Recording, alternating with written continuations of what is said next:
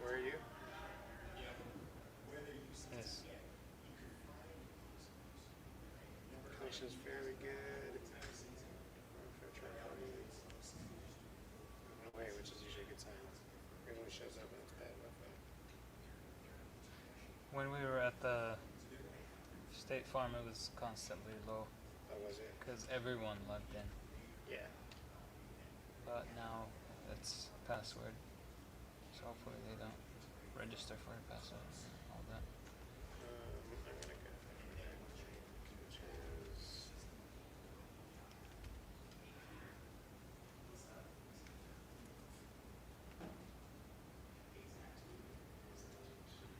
Copy the link. Oh, so it's unlisted. You don't want to log in? I don't even know my YouTube password. So Oh, you have it on your phone? I probably have it on my computer. If anything. Is there a way from StreamYard to get it? StreamYard link, that's not it. What Yes, about there's share? a way to do it. Share. Oh, no, never mind. Yeah, but there's a way to do it. Right here. View on YouTube. It's my unlisted link, that's it. Embed code.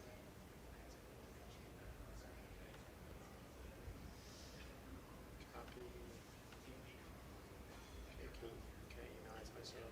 Wait, email me.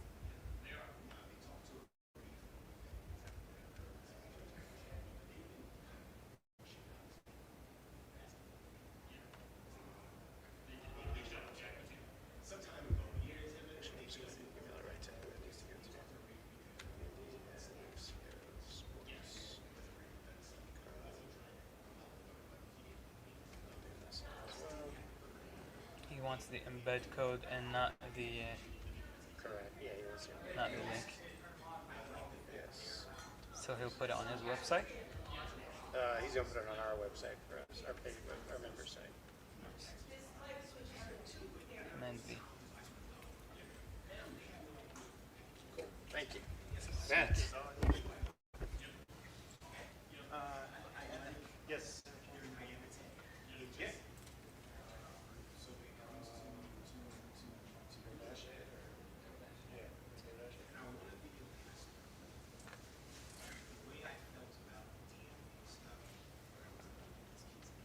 Let me know if that camera's where you want it. I can move it wherever.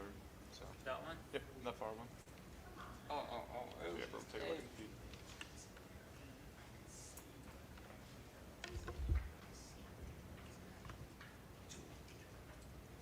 Shut up. Oh, face it back.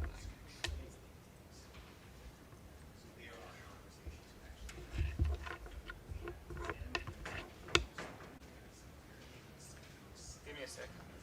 Here. Come. Please.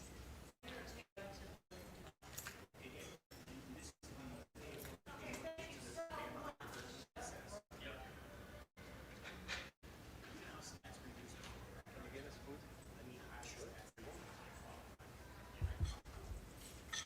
What do you want? Let's see what's good.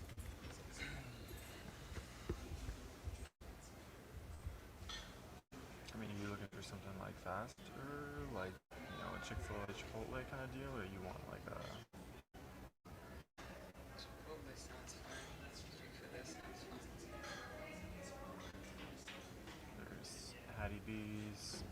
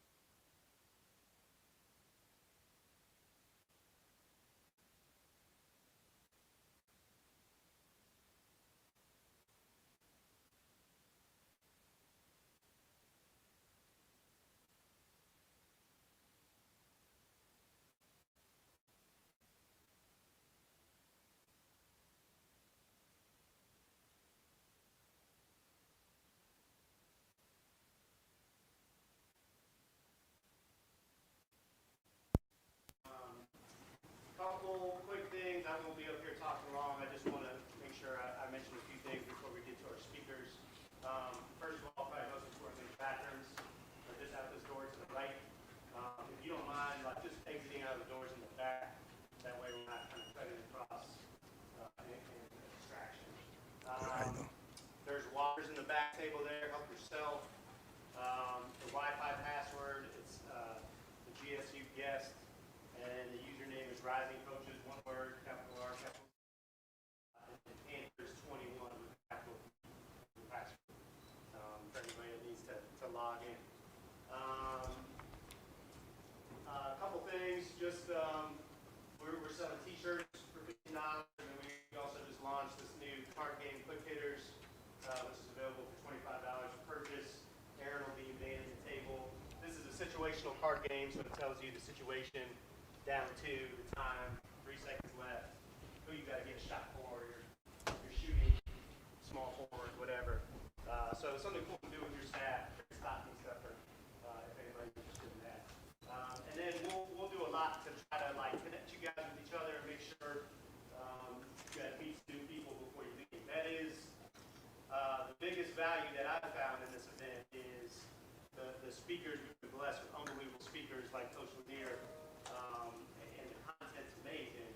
But the relationships that you form at these events for the years, that's what kind of stuff and test of time and been the most valuable thing in my opinion. So please, like, try to get out of your comfort zone, try to meet somebody new, and ask questions. Our speakers always love when we got an interactive group. When you do ask a question, I'm going to ask that you guys introduce yourself first. Tell us your name, tell us where you work, and then go ahead and ask your question. Any questions before we jump into it? Go ahead, Dylan. Sure, the Wi-Fi again, Rising Coaches, one word, capital R, capital C for the username, and then the password is Panthers21 with a capital P. Any other questions? Okay, cool. All right. All right, let's jump into it. Very excited for our first speaker, the head coach here at Georgia State. First of all, we're very appreciative of them for letting us on their campus and their beautiful facility. The coaches in just 2 years has already taken them to the Sun Belt Championship game and won the East Division of the Sun Belt. And Coach Lanier has been an assistant at all kinds of programs from Tennessee to St. Bonaventure. The list goes on and on. As well as he was a former head coach at Siena College. But most importantly, you won't meet anybody in the business that has anything negative to say about Coach Lanier. Everybody always raves about what a great person he is, most importantly. So I'm going to hand it over to Coach Lanier. Appreciate you being here. Thank you. Let's clap it up and let's get it started.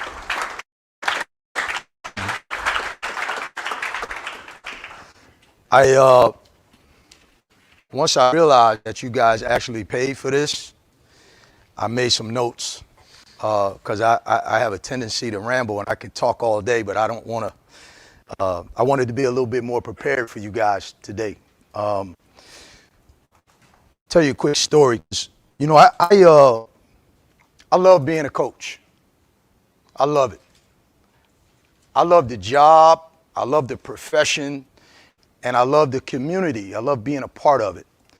And the older I get, the more I appreciate being a coach. When people call me coach, it means a lot more. Now, I was a young guy. I was hungry like a lot of the younger guys in here, and I just wanted to make it in the profession. I wanted to have a great career, and I wanted to do these great things that I see on TV all the time. I wanted to be in the Final Four, and I still want to do those things. And I still enjoy the competition. But more than any other time in my career, in my life, I enjoy being a coach. And I enjoy the opportunity and the responsibility that comes with that title. I'll tell you a quick story. In the summer of 1985, I attended the prestigious 5-star basketball camp at Robert Morris College in Pennsylvania. And at that time, 5-star camp, for those of you that are old enough, this was the deal. This was before ABCD camp. This was really pre-AAU travel. The camps, there was BC camp, Metro Index, 5-star camp was the deal. Okay? For those who don't know about it, look up the names. Tom Konchowski, just a real legend in our game. New York City guy who was responsible for the rankings and the evaluation of players. And as college coaches, we took his word as gospel, right? Howie Garfinkel and several other guys ran the camp, but it was a big deal to go to 5-star camp. And it was an opportunity. And as a rising senior in 1985, I was going to the camp. And I was going to get an opportunity for the first time to play in front of college coaches, right? And so because it was a great camp, all the high-profile guys were there, ranked. My roommate was a guy by the name of King Rice. King is the head coach at Monmouth right now. Terrific coach, better man, and a good friend. J.R. Reed was the number one player in the country and in the senior class. The number one player in the junior class was a guy by the name of Lloyd Daniels. Look that name up. Legend, great player. He was my other roommate, he and King Rice. On my team at camp, there was a guy by the name of Rick Fox, played with the Lakers, Celtics, many other teams. Ala Abdelnaby, played at Duke, drafted by the Celtics. There was a young man by the name of Jay Edwards, played at Indiana. Great player. I don't expect all you guys to remember these names.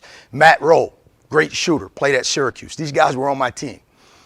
And I didn't know anybody, and nobody knew who I was. These guys were all ranked. The coach of my team was a guy by the name of Rick Albro. I don't know what happened to him. I think he's assistant coach on the women's side at Western Michigan, if I'm not mistaken. And I haven't talked to him since that camp. But I remember we were in a timeout. And God, my generation, you respected coaches. It meant something. And as a coach, your words really do matter. And really, I learned that this past year, now more than any other time in my career, how much your words do matter. And I let that govern my approach as a coach. We're in a timeout at the camp. Now in this huddle, Rick Fox, Ala Abdelnaby, Matt Rowe, Jay Edwards, and me. And the coach is telling them, when you get the rebound, give it to Robbie. Run the floor, he'll get the ball to you. And I cannot tell you what that did for me as a young man in that setting at that particular time, knowing who was on my team and what this whole experience meant to my future, because I did not have one Division I scholarship offer when I was in that home. But he spoke confidence into me, and this was a man I didn't know, but I respected him because he was a coach. So to this day, I remember this man's name. I followed him from afar because in a very critical stage in my development as a young person, he expressed a level of belief in me. And I remember it, and this is what I'm saying to you when I'm saying at this age in my career, I have a tremendous appreciation for the profession that I didn't have as a younger coach. I think more about Rick Albro now than I did 20 years ago when everything was about recruiting and trying to make it up the ladder. But now that I'm standing in a huddle looking in young people's faces, I think about this man. I hope he sees this. I need to figure out where he is and reach out to him. Maybe, I hope he does see it. But without even knowing it, just being the man that he was, he had an impact on me, and now I get to do that. So I admire all of you for what you do. I also admire you for being here, because being here means that you're trying to get better. And when you come to things like this, it's career development. That's what you all are doing here for the next couple of days, career development, right? So I started doing this thing when I was trying to date my wife. If you haven't seen my wife, she's fine as hell. And I hope she sees this too. So, but she's an Ivy League grad, And she used to use big words, sometimes just out of, not on purpose, but it kind of put some pressure on me. So I wanted to learn some stuff too. So I would look stuff up in the dictionary, and try to use some words around her to try to impress her, So I developed this habit of when I hear a word and it's used in a context, I try to figure out what it is just so I can learn. And I learned that back when I was dating my wife. And coach, what I try to do is do that. I try to look stuff up. We have some core values in our program, and we give our players the dictionary definition so that the words that we're trying to give them that have some meaning, we try to add some meaning to that, add some substance to it, because sometimes there's something in the definition that broadens the scope, the meaning of the words that you're using, right? And because words matter so much, I try to get better at that, okay? And we'll talk some more about that. So, career development. So what I did was I looked up the word career. This is good. A profession for which one trains, which is undertaken as a permanent calling. That's the word career. To me, what that says is that once you become a coach, you're always a coach. Like to me, Rick Albro, if he weren't in coaching right now and I ran into him, I would still call that man coach. You understand? This is the opportunity that you guys are embarking on. I don't know how many of you are high school, college aspirations are. So this point that I'm getting ready to make, it'll apply. Obviously, I've been in the college game. This is my 32nd year. So I think of things in our profession as it relates to college most often, but I do understand that it applies across the board. Obviously, the more you go up in levels, things change, right?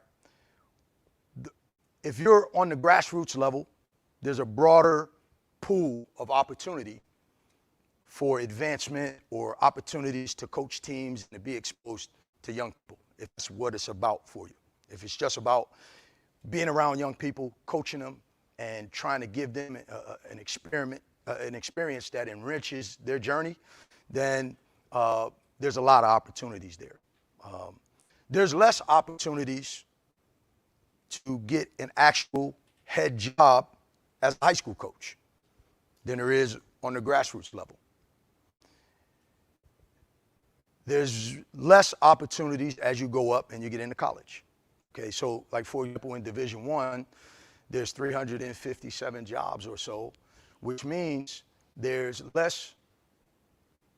more players in the NBA than there are Division I head coaches. And we all tell young people how hard it is to make the NBA. Well, shit, then it's harder to become a Division I head coach if you're just going by the numbers. So it's a real small pool of opportunity. And then obviously if you go to the NBA, there's only 30 of those jobs. How many teams in the NBA? 30, 32? Okay. So there's only 30. So the more you go up, the smaller the pool is. So whatever your aspirations are, you want to be high school coach, college coach, NBA coach, the more you go up, there's a smaller pool of opportunity. So how do you enhance your opportunity to get these kinds of jobs? What do you do? How does that work?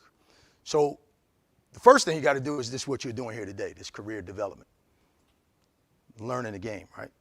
But here's the most important part of this for all of you. And this is something that I've talked about for years, but the older I get, the more it hits me. The first thing you got to do is you got to have a great reputation. Okay? You have to develop your reputation. That's number one thing when it comes to reputation. You got to develop. And how do you do that? Well, you got to treat people with love and respect. You got to work hard. You got to be a student of the game. You got to treat people a certain way, and that's how you develop your reputation. For people to take notice of the work that you're putting in, the time that you're putting in, the way you communicate with people. All of these things contribute. I'll give you an example. If you're on a college campus, you're an assistant coach. You aspire to be a head coach one day, right? And you got to do recruiting. You got to get receipts. You got to deal with the business office. You got to do all of these different things. So you have to interact with other people on your campus. What does that interaction look like? And now this associate AD in your athletic department moves and goes and takes another job somewhere. They're taking your reputation with them. So before you even get good, I'm not even talking about you being good, how you treat people. How hard do you work? How much time do you put in? So you got to develop that. And then once you establish that, to nurture it, you have to keep feeding it by adding more responsibility to your plate. Scheduling. I've scheduled at, well, first of all, let me go back. I wanted to be a great recruiter. I wanted to be a guy, and recruiting was different back when I was coming up in the profession, but I did want to be a guy that when I walked in the gym, that people knew that I was a guy that got things done. I was a guy that if I wanted somebody and you were competing against me for a player, you were going to have to work your behind off. That's what I wanted. Because what I understood in Division I in our profession, that would be the best way to stay employed. I wanted to be a head coach. But in order to be a head coach, I had to have a job. And in order to have a job, I had to prove that I could get players. So I wanted that to be a part of my reputation, that's a guy that if he's on your staff and you're a good head coach, that guy's going to get you some good players. So if you're a young aspiring assistant and you don't know who the best players are in New York, New Jersey, Philadelphia, Atlanta, then you just want to be a coach for the wrong reasons. You're not really digging in. Some guys in our profession think, well, I don't want to get pigeonholed as a recruiter. The hell with that. Just be good. Nothing wrong with being good at something. Be really good at it. And then when you're on somebody's staff, then you got an opportunity to do everything else that comes with the job. And so for me, I wanted to be so good at getting players that I always had a job. Then I can get better at X and O's. I can get better at all these other things. So I had a job. And a lot of guys who really want to do basketball, because you want to be a coach. I want to do basketball. I want to be on the floor. I want to be on the road watching games. I want to be in a rental car, in a hotel. I want to do that stuff. Well, a lot of those guys don't want to do some of the tedious work, like scheduling, for example. Now, why, if you want to be a head coach, would scheduling be important? Think about this. If you handle a schedule, I was just talking to a gentleman there. I don't know what your aspirations are, but if you want a schedule, if you get the opportunity to schedule, you're dealing with people on your campus. Think about it. You have to deal with the women for court time. Okay? When is their game schedule? When is the exam schedule for the holidays? So you can't play during exams. You can't play on Christmas. You have to figure those things out. So you have to take your calendar and match it up with the women's calendar. Then you have to deal with the people who run the facility, because like at Tennessee, we had a multi-purpose facility. So we had concerts and all type of stuff. So you have to work around that. So you have to deal with those people. If you're at a high major program, you're probably dealing with ESPN and different people for TV. So you are getting an opportunity to show how tightly you work.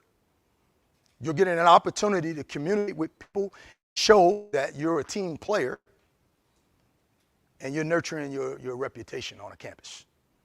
I've seen so many guys say, man, I don't want to deal with scheduling, man, that's a pain. Yeah, it is a pain, but it's also an opportunity for you to not only grow your skill set on a campus and deal with a bunch of people, associate AD. If you're at a low major or mid major, well, you got to get bought. We need some money. So we need all to give us $20,000 to come play there. If you're at Auburn, you got X amount of dollars, you need to buy 6 or 7 of them. So you're dealing with the budget. So now you're dealing with somebody in the business office on a different level. And in doing so, you're spreading your reputation on that campus.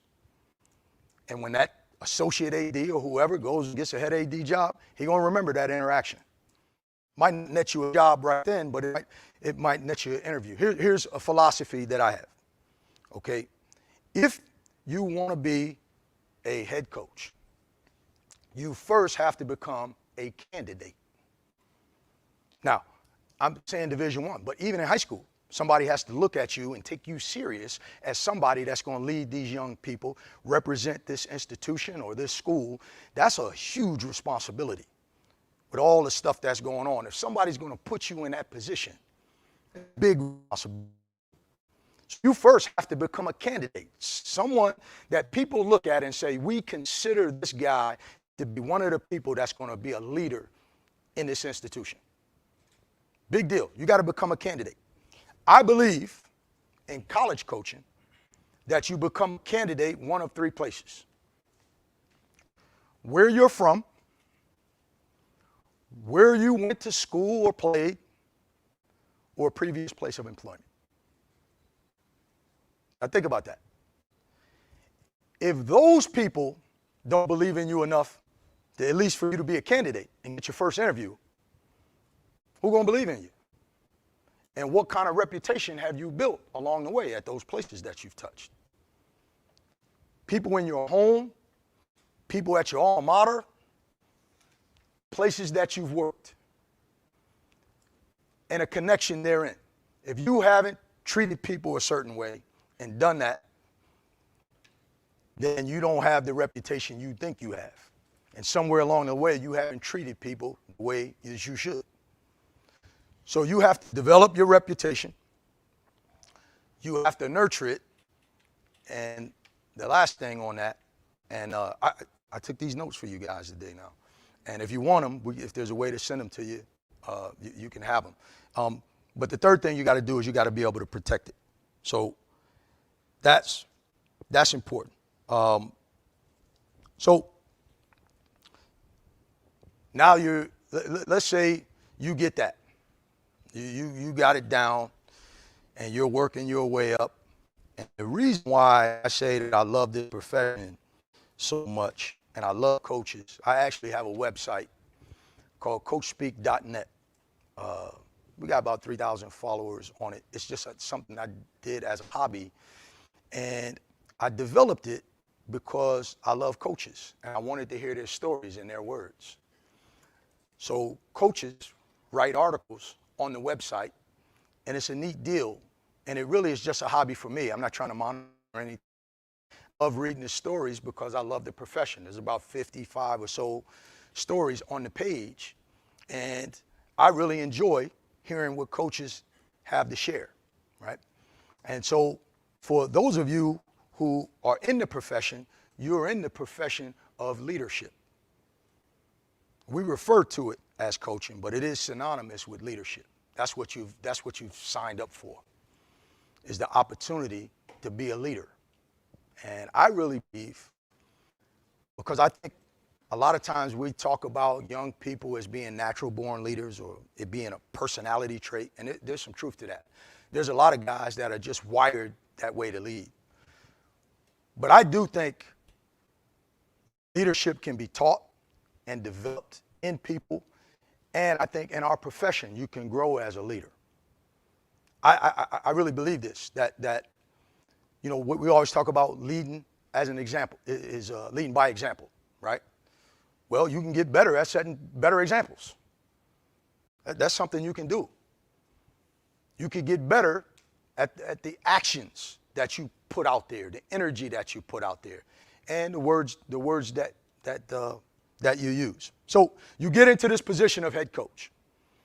And I think there's some very important categories now that for you, for those of you guys, I was just learning more talking to Daryl and Adam about rising coaches, that this is about development for guys to try to get opportunities. And years ago, there was a organization called, I don't know if does the Villa 7 still exist? It's called Top Connect. Okay. Well, I don't know how Top Connect works, but back when Villa 7 was a big deal, it was really, those guys did a great job with it. And I was a part of it, but I walked away after a year because I felt I had already been a head coach. And I felt like by being involved with it, I was taking opportunity away from another young coach who hadn't had that opportunity yet. So I moved away because I just thought it was in some young guy's way. And so, but I remember at the time thinking to myself that it's such an exclusive sort of setting that what you guys are doing here with Rising Coaches is creating a great opportunity for a mass of people, that it's not exclusive, that anybody can come and get this information. But the last time I was at the similar setting, and they had a panel, and Anthony Grant was on the panel, and he had just accepted the job at VCU at the time. And I was new to the staff at Florida. I had known Anthony really well. But this was my first time. Anthony is somebody I really admire. And he's a great speaker, very concise, very serious guy, and a great coach. But this was my first time where I was going to have a chance to hear him speak. And I couldn't wait. And I was sitting next to Bill Courtney, who's assistant coach on the staff at University of Miami, good friend. We worked together at University of Virginia.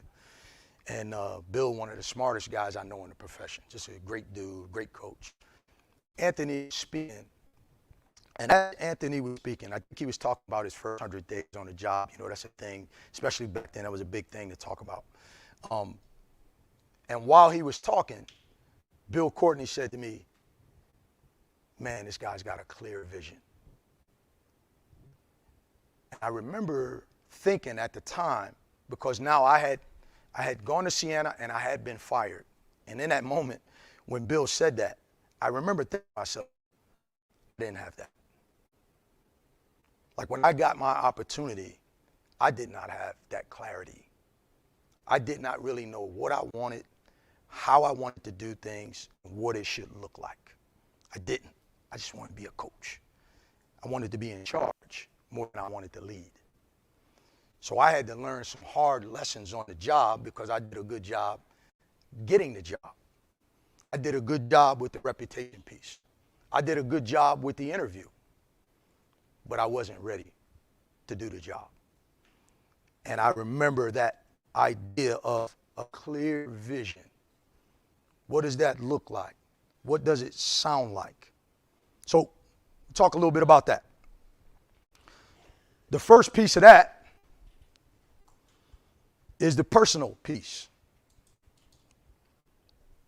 Your personal, your faith. What guides you?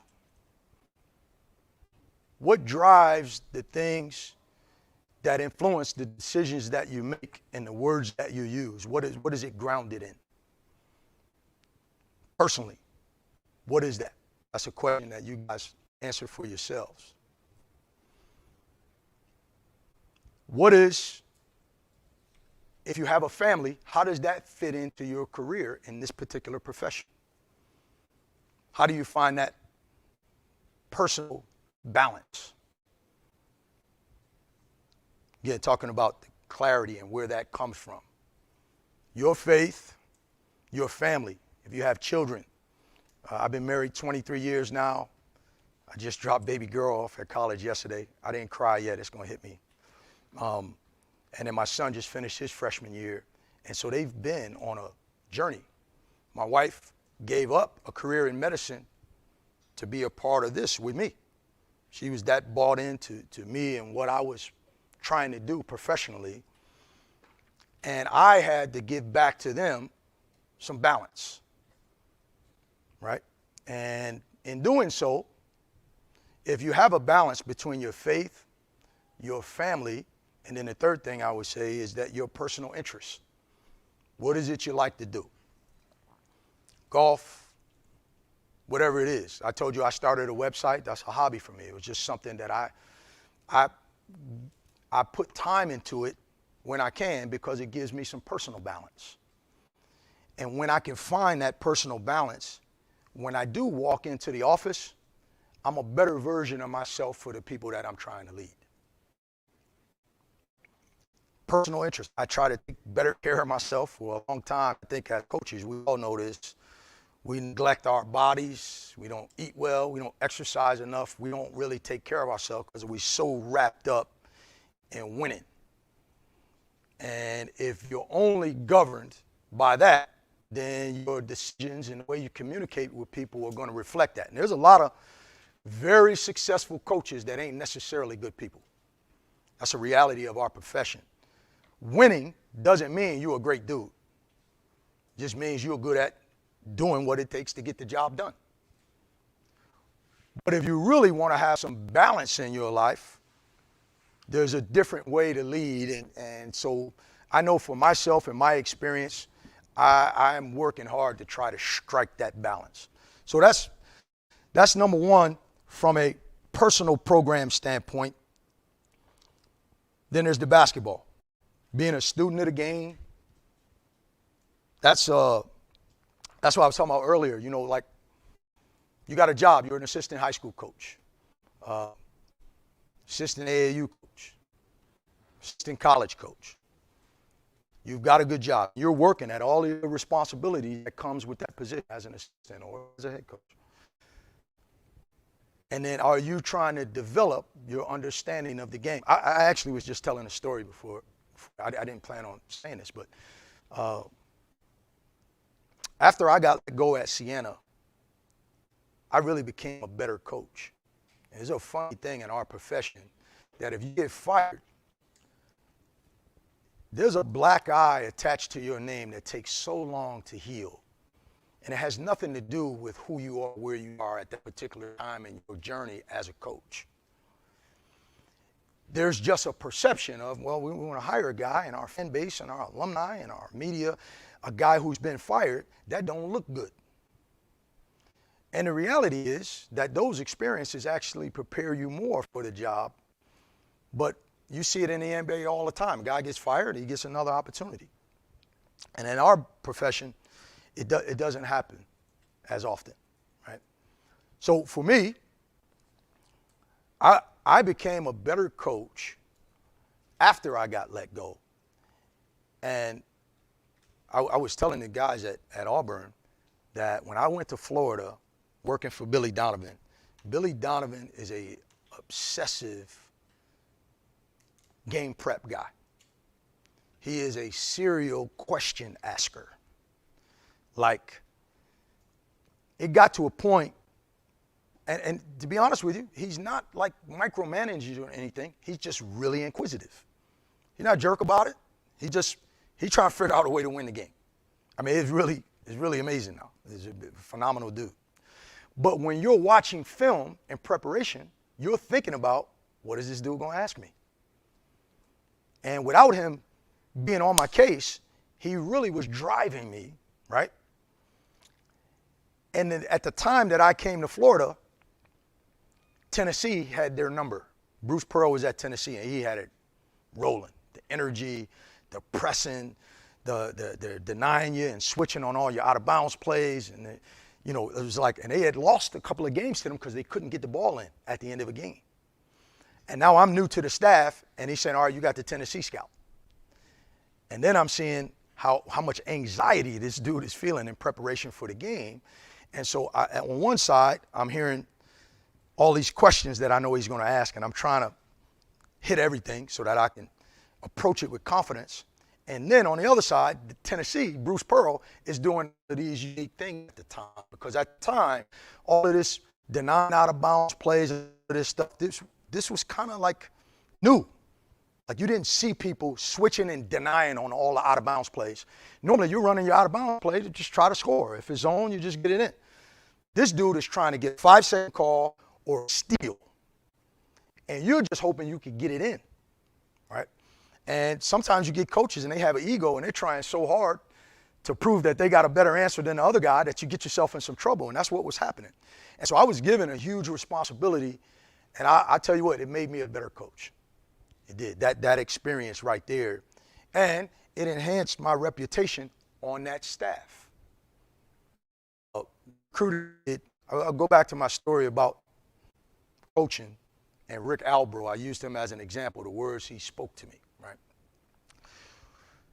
A year after this, I did a decent job scouting them. I don't remember if we won or whatever, but there was a confidence that I could get the team prepared to play. I had established that with this Hall of Fame caliber dude. In addition, we had recruited a kid by the name of Kenny Boynton, good player in Florida, one of the all-time leading scorers in the state. I'm not from the state, so I go down into South Florida and I'm trying, and we wind up getting him. If you could imagine this, I come home one day and I had a letter in the mail from Billy Donovan. 2-page letter. And what he said in the letter to me blew me away. First of all, I didn't have to do who's sitting down writing a 2-page letter for a dude whose office is next door.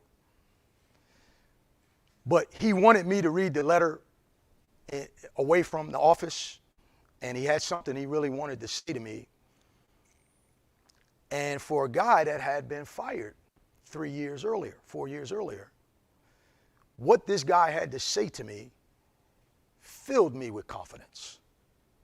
That this guy felt this way about me, that he took the time to write a handwritten note, 2 pages long, about the job that I do, about what my next opportunity would look like, and how much in me I'm as ready as anybody that's ever worked for him to go and be a successful head coach.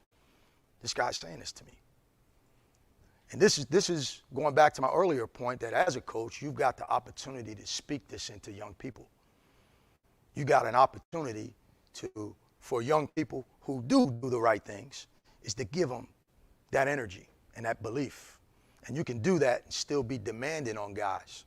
And so that's a balance that I've tried to strike. And so be a student of the game.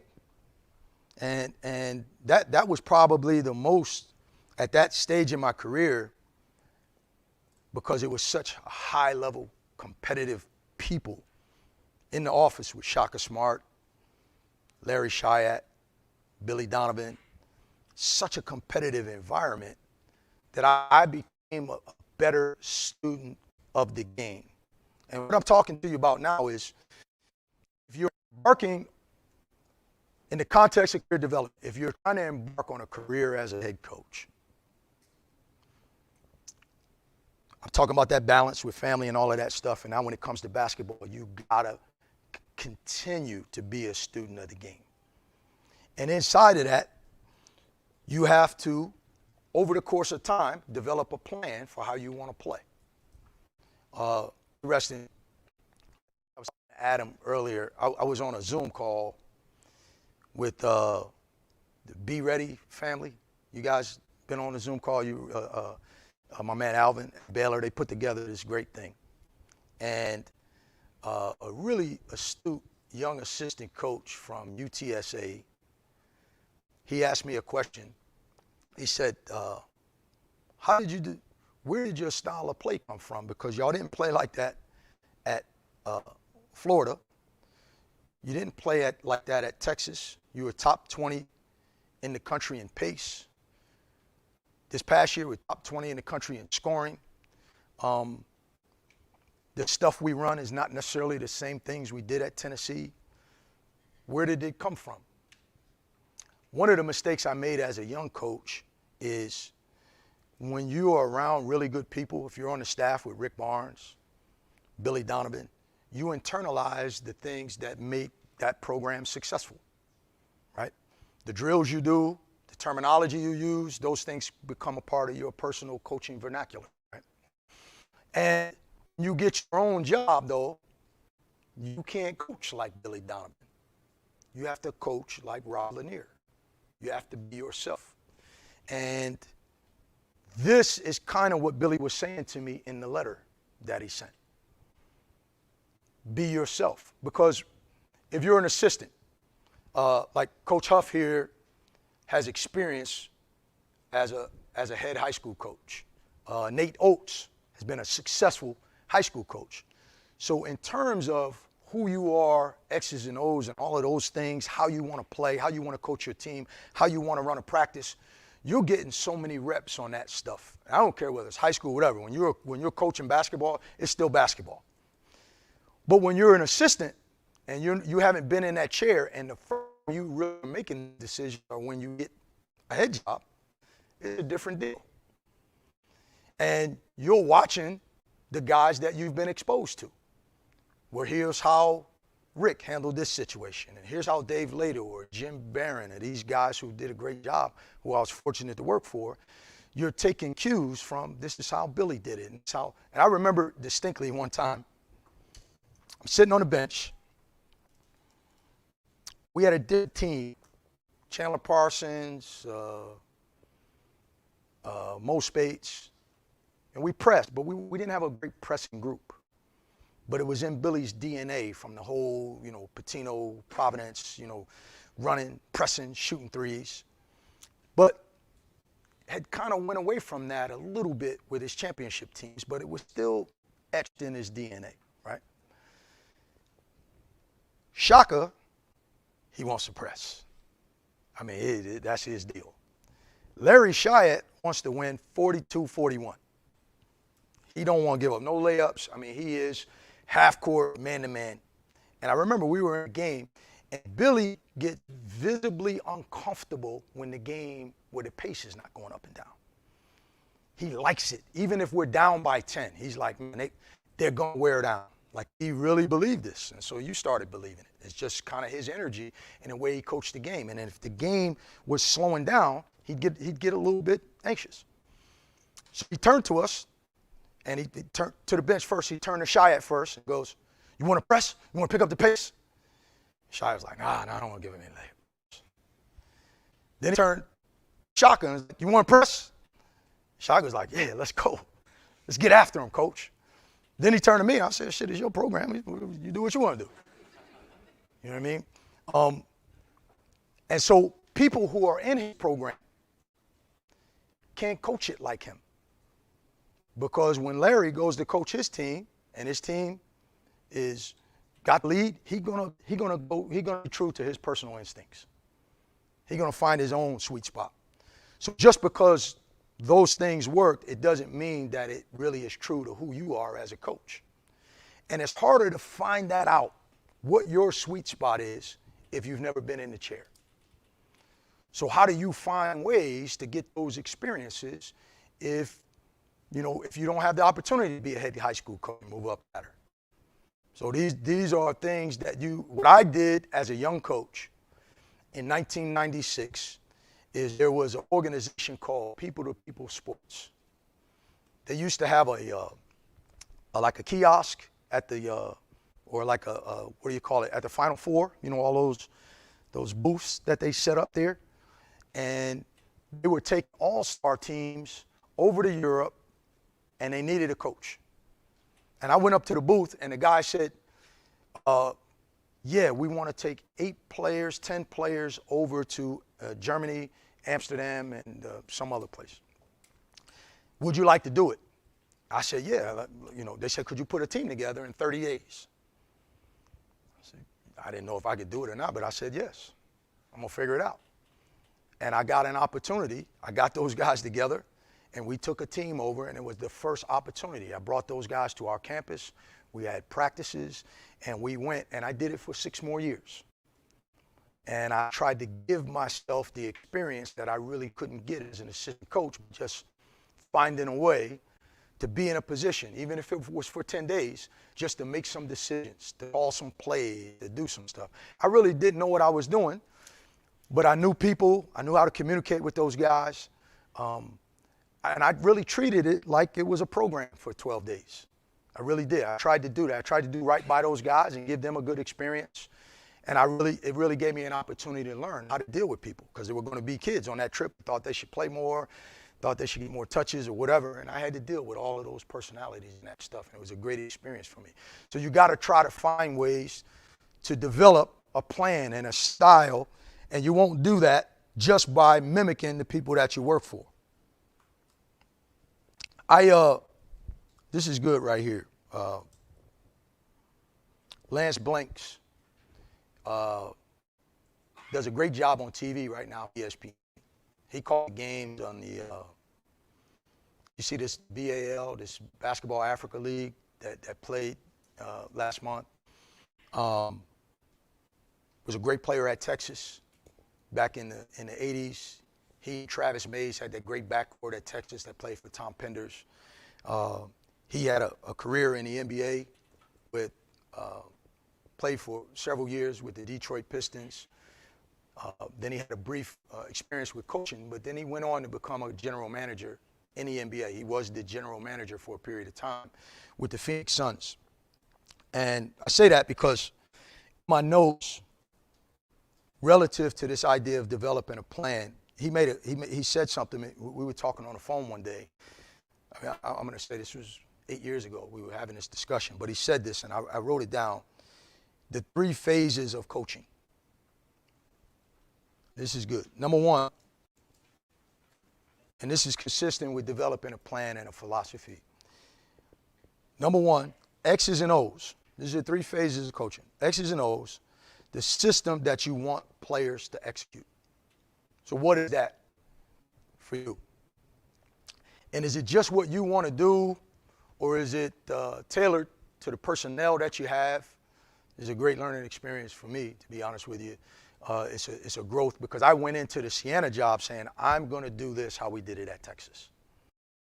And I found myself, when I think back on it too, is trying to mimic the things that Rick Barnes did and said, because I saw it work. That was a blueprint. And the reality was, it really wasn't true to who I was. It's just that what I thought a successful head coach was supposed to do. And I was 31 years old, and I got this job, and I'm gonna do what we do at Texas, and that was going to govern the decisions I make and the way I talked and act. And should I stand up on the sideline, or should I sit down? Like, what does that feel like? What does it look like? And it doesn't have to look like anything else other than who you really are as a person. And sometimes we get these ideas of what it takes to be successful, and really it's all about you being the best version of yourself, developing as a communicator, having some conviction in the things that you really believe in, and being consistent. And when you have that going for you, kids receive that. People receive that. And it goes back to what I'm saying about reputation. People know when you're good. People know when you're sincere and you're genuine.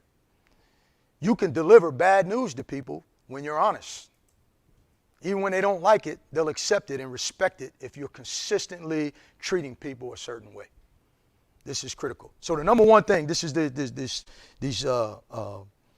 3 phases of coaching from Lance Blake. So number 1 is the system you want players to execute. Number 2, developing the skills and techniques necessary to execute that system. So whatever system you want to run, what are the requisite skills necessary for that system to actually work?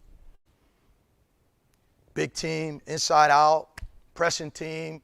You're going to have personnel, and you're going to have to be in great shape. Whatever it is you're doing, you're going to be a team that is a focus on shooting threes. Well, you're going to have to have guys that can shoot it, and you're going to have to work on shooting it, and you're going to have to encourage them to shoot it. You're going to have to do all of these things. So what is the system you want to employ? What are the requisite skills that it takes to employ it? And how effective are you at identifying those things, because you have clarity, clear vision? And do you do a good enough job yourself and as a staff of developing the skills that brings that system to life that you envision your players executing? And then the last thing is health and well-being of the players. As a coach, your system, the skills it takes to execute the system, and the health and well-being of your players. He's saying, this is Lance Blank's now, the 3 phases of coaching. And I love that piece, and I feel that, and I think we all do right now more than any other time in our careers. I keep talking about Billy Donovan. Something I learned from him that really resonated with me during this time of COVID, because there's such an emphasis on mental health now of your players. These young people that you're responsible for, they got these big dreams, they got social media, they've got this self-imposed artificial timelines that they've put pressure on themselves to meet. Billy used to always say, where are the guys at? Where are they at right now? And it was basically a directive to us to figure out, where are they mentally right now? And if you don't know where they are right now because you haven't cared about it, you just want to run your offense and you just want to be in your defense and you just want to be Joe Coach, that you haven't really invested in where they're at, then how are you going to get them from where they are to where you want them to be? And this was a constant message in that program. Where the guys at? Every day. Where they at? Where's Chandler at? Where are these guys at individually and collectively, and how do we move the needle from where they are to where we need them to be? This is stuff that really this past year now, we brought our guys back July 20th last year. We didn't have summer where everything was on, and we couldn't. No students here. We had to get tested. I don't know what kind of tests you guys were doing, but these things we were sticking up our nose, that was so uncomfortable, man. For me, it was hard to pull the damn thing out. It had like these prickly things on it. I mean, it was brutal, man. Every day coming in and doing this, and these guys had to do it. Then we had to wait for the results, and if you got the results, then you knew who was going to be able to practice. I mean, we were asking a lot. The alternative, though, was just to stay home and not do anything.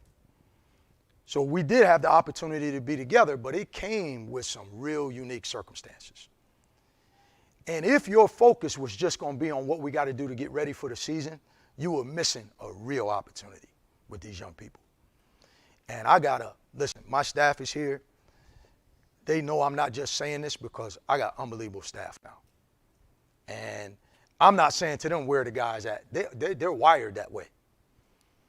We tell our players on a regular basis that we love them, and we mean it. And I do care about the guys I get an opportunity to coach in a much more profound way than I ever have as a coach, because I actually feel like at 52 years old, I'm actually becoming a real coach. Like I feel like I'm just at a stage where I'm starting to be good at being a coach. I'm not talking about winning and losing, but I'm saying the responsibility of being a leader. I feel like I'm developing the clarity that I didn't have 18, 19 years ago when I did a press conference in Albany, New York. I didn't. I just wanted to be a star. I just wanted to be the head coach and be the guy in charge and the guy doing the interviews and the guy that was on the front page and the guy that was on the sideline and the guy that was making the decisions. But I really was not steeped in trying to be a great leader. Because as a leader, your real responsibility is to serve other people. And I didn't get that as a young guy. And if I was going to take that approach this last year and this summer, we would have had an entire team in the transfer portal. And fortunately, and we, again, this stuff changes, but we had seniors want to come back and do it again, because they do know that we got a staff of men, husbands, fathers, hard workers, great coaches that love them. And if that really isn't the basis of what you're doing, you're missing an opportunity. Because you guys in here, what you're a part of, it's awesome now. What you guys do by being coaches is awesome. All you got to do, think about this. All you got to do is watch the news, CNN, Fox, all of this stuff. Like all of this division that's going on, I don't experience that in my day-to-day life. In sports, in coaching, the people that I get to work with every day, the young people that I get a chance to be around, like, I'm glad I ain't out there doing all crazy stuff. Like, I really get a chance to be with people every day. Like, more than any time in my career, I can't wait to get into the office and be around the people that I work with and be around the people that I serve. And if that's not your experience, you might want to reevaluate the way you're looking at what you're doing, if you think it's about basketball. Is that a signal for me? Damn, I'm just getting warmed up. All right. Well, I got some notes here I'll share with you. I'll skip ahead. So listen, that's the 3 phases of coaching. Our team program. What kind of program do you want to build? Our program is built on 3 core principles, okay? And you all developed that on your own. This is something that I developed. I sat on an airplane. I was going out to Vegas one summer, and I wrote this down, and I really believe these things. The 3 things that we give our team are humility, respect, and responsibility. Every decision we make, everything we do, everybody we recruit is based on those 3 things. And we take those 3 words and we give them the dictionary definition of humility. What it means and how to apply it. Respect, what it means, the law, women, people's time, the institution you represent, your teammates, all of those things. And then responsibility for us is the place that we want to be when guys leave our program. That they're grown-ups. That they take care of their daily tasks and they take accountability for their actions. They're responsible. These are kind of young people that we want to nurture and develop in our program. But if they're not humble, we got to humble them, right? Because they're not going to be respectful and they're not going to be responsible. They think they're better than other people. They're not better than anybody. They're fortunate that they've been blessed with a level of talent that has given them an opportunity to get a free education and play the game that they love. And we're fortunate to have the opportunity to be a part of that journey. So those 3 things govern everything we do. So that's our program in a nutshell there. And again, I talked to you about the business, scheduling, putting together staff, compliance, all of these things that you're doing to interact with other people. This last piece, you let me know how much time I got. But the number 1 ingredient and characteristic that you got to develop, and I know I touched on this earlier, is how do you grow as a leader? How do you develop from where you are to where you want to be as a leader? Some of you guys naturally have those skills. Here's what I think. The number 1 thing that you got to have to be a good leader is that you got to have a passion for it. If it's basketball, hockey, whatever you're doing, whatever arena that you've been positioned in leadership for, you got to have a passion for that. You can't be a basketball coach and not love the game. You can't be a great coach if you don't love the game. And I'm not just talking about X's and O's, but the competition. So that's number 2. You got to be competitive. This ain't what you want to do if you're not competitive, especially at this level. Number 3 is you got to have a level of knowledge. And we talked about being a student of the game, and you got to build that up. Because if you've got passion and a love for the game, if you're a competitor and you know the game, then the last thing is you're going to be a better communicator. And that's definitely, these are all areas that you can improve on. You got to be able to communicate whatever it is, and that's those 3 phases of coaching that Lance Blake is talking about. If you know what you want and you're competitive and you bring that energy to your team, but you have the ability to get young people to follow your lead, then you got an opportunity to get some fruits from that. Listen, I'm excited I got a chance to do this. If you guys have any questions, quick, can I take a couple of questions? There we go. Anybody got any questions, just fire away. Go ahead, Odie.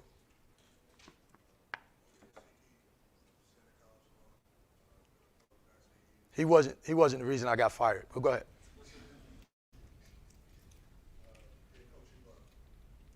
Took a lot of time to speak on reputation. I just want to ask if you could speak on reputation as it relates to getting the Siena job, being fired, and then the tangible things you did to reinvent yourself to get to the position you are now. I would have got a question saying get fired at Siena, the tangible things I did to reinvent myself. I don't know if I did anything to reinvent myself, honestly. The reality is I got this opportunity 15 years later. So I was 50 years old. My kids were teenagers and getting ready to go to college. I was just a more mature man. I knew more about the game. I had that experience I was saying at Florida and became a better basketball guy just through the experiences of really caring about what I was doing. But I did develop a level of clarity through those experiences. I can't really say I was intentional about I'm going to go out and get some clarity. I think I had an experience. It was part of my journey. And the experiences I had then were a continuation of my journey. And I grew as a man and as a coach. And somebody saw past the fact that that didn't work out and thought I was worthy of another opportunity. And I'm fortunate that I got that, which is rare. I guess we got one more.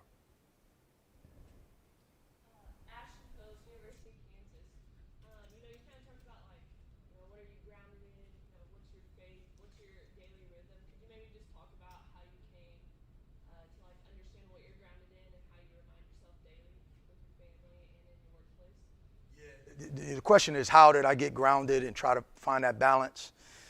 Listen, personally, my dream in life really wasn't, I mean, like a lot of kids, you think you want to make it to the NBA or whatever. My real dream was father. That was my real goal in life, is to have my own family, especially because of the way my own situation was. I wanted to have a family of my own.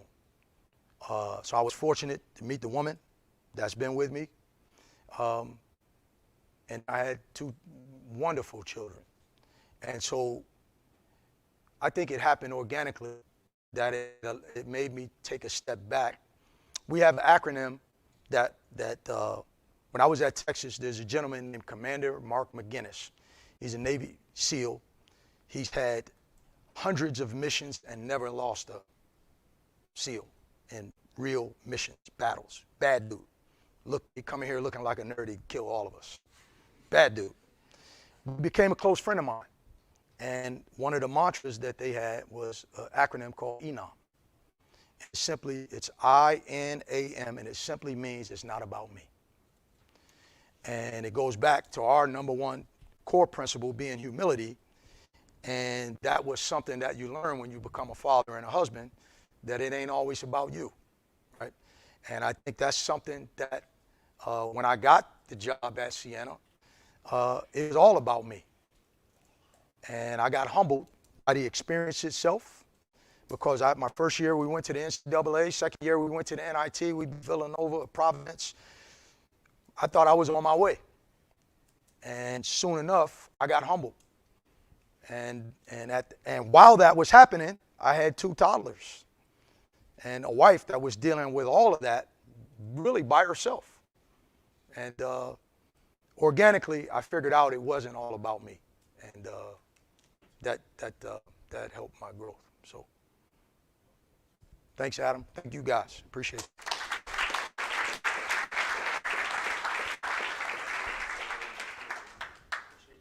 Yeah, thank you. Yeah, that's all right. No problem. All right, before we get to our next speaker,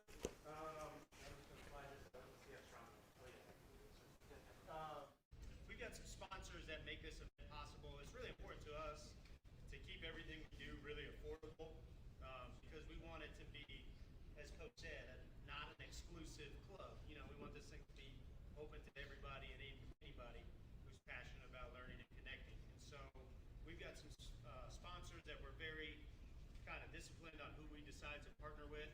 And I want to introduce one to you here, Matt Marlowe from Fulcrum Tech. And guys, I'll give you a quick plug. As he comes up here, come on up, Matt. He'll tell you a little bit about his product. But I've used every video editing software known to man in my 17-year coaching career. And what they've built with Fulcrum Tech is better than anything. And it's like, what, a fifth of the cost. So I'm going to introduce Matt real quick. So I'm going to be the shortest speaker of the deal. but we're going to do audience participation to start it out. Who watched the NCAA tournament this year? Raise your hand. Who watched the Euros that are going on right now in soccer? Who's going to watch the Olympics? If you watch those, you've seen our products being used. We're used by 5 NCAA tournament teams. We're being used by every Euros game, and we're being used by the team. At Fulcrum Tech, we're trying to do something simple. Allow you to do more and spend less. So if you're using Sports Code, if you're using Exos, if you're using DV Sport, come take a look. We want to help you find a different way to do things. We're built by the guys who built Sports Code. Tons of experience. My background at the University of Virginia for 4 years. Then helped to found Fast Model Sports. So we have been there. We understand where you are. That's why my hairline looks the way it does. So we want to make sure we take care of you the way we want to be treated as coaches. So the other thing I encourage you to stop on by and swing by is for every demo we do a donation to No Kids Hungry. Last year we donated over 50,000 meals to help feed kids as well. So please come on by, take a look at what's going on. We'd love to have a conversation. If you think, hey, look, my program can afford this, we're a small team, we work at every single level, right on down, D1, D2, D3, NAIA, high school, everywhere that you need video needs, we can help you. So thanks everyone, appreciate you being here, and back down. Thanks, Matt.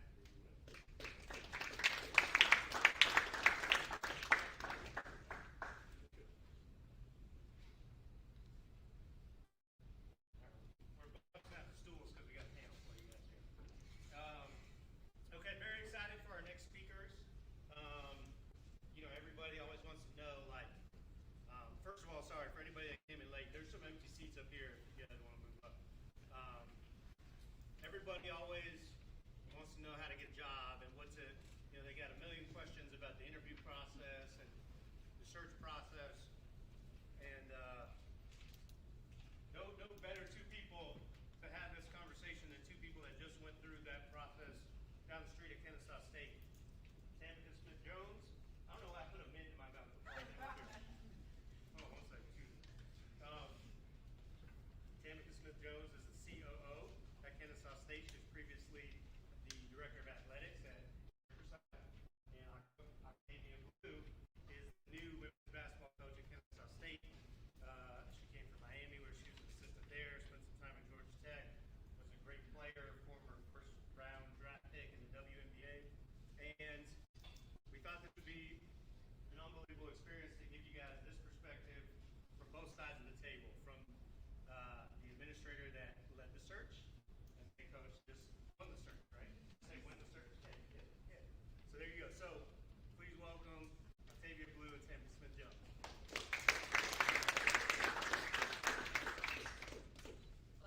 Saying thank you, Adam, for having us. Shout out to Rising Coaches and Consulting. I had the luxury of calling on friends while I was charged with search.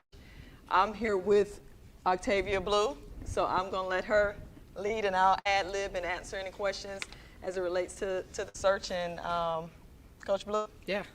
All right. Well, good to see everyone today. And again, thank you, Adam and Rising Coaches, for having us today.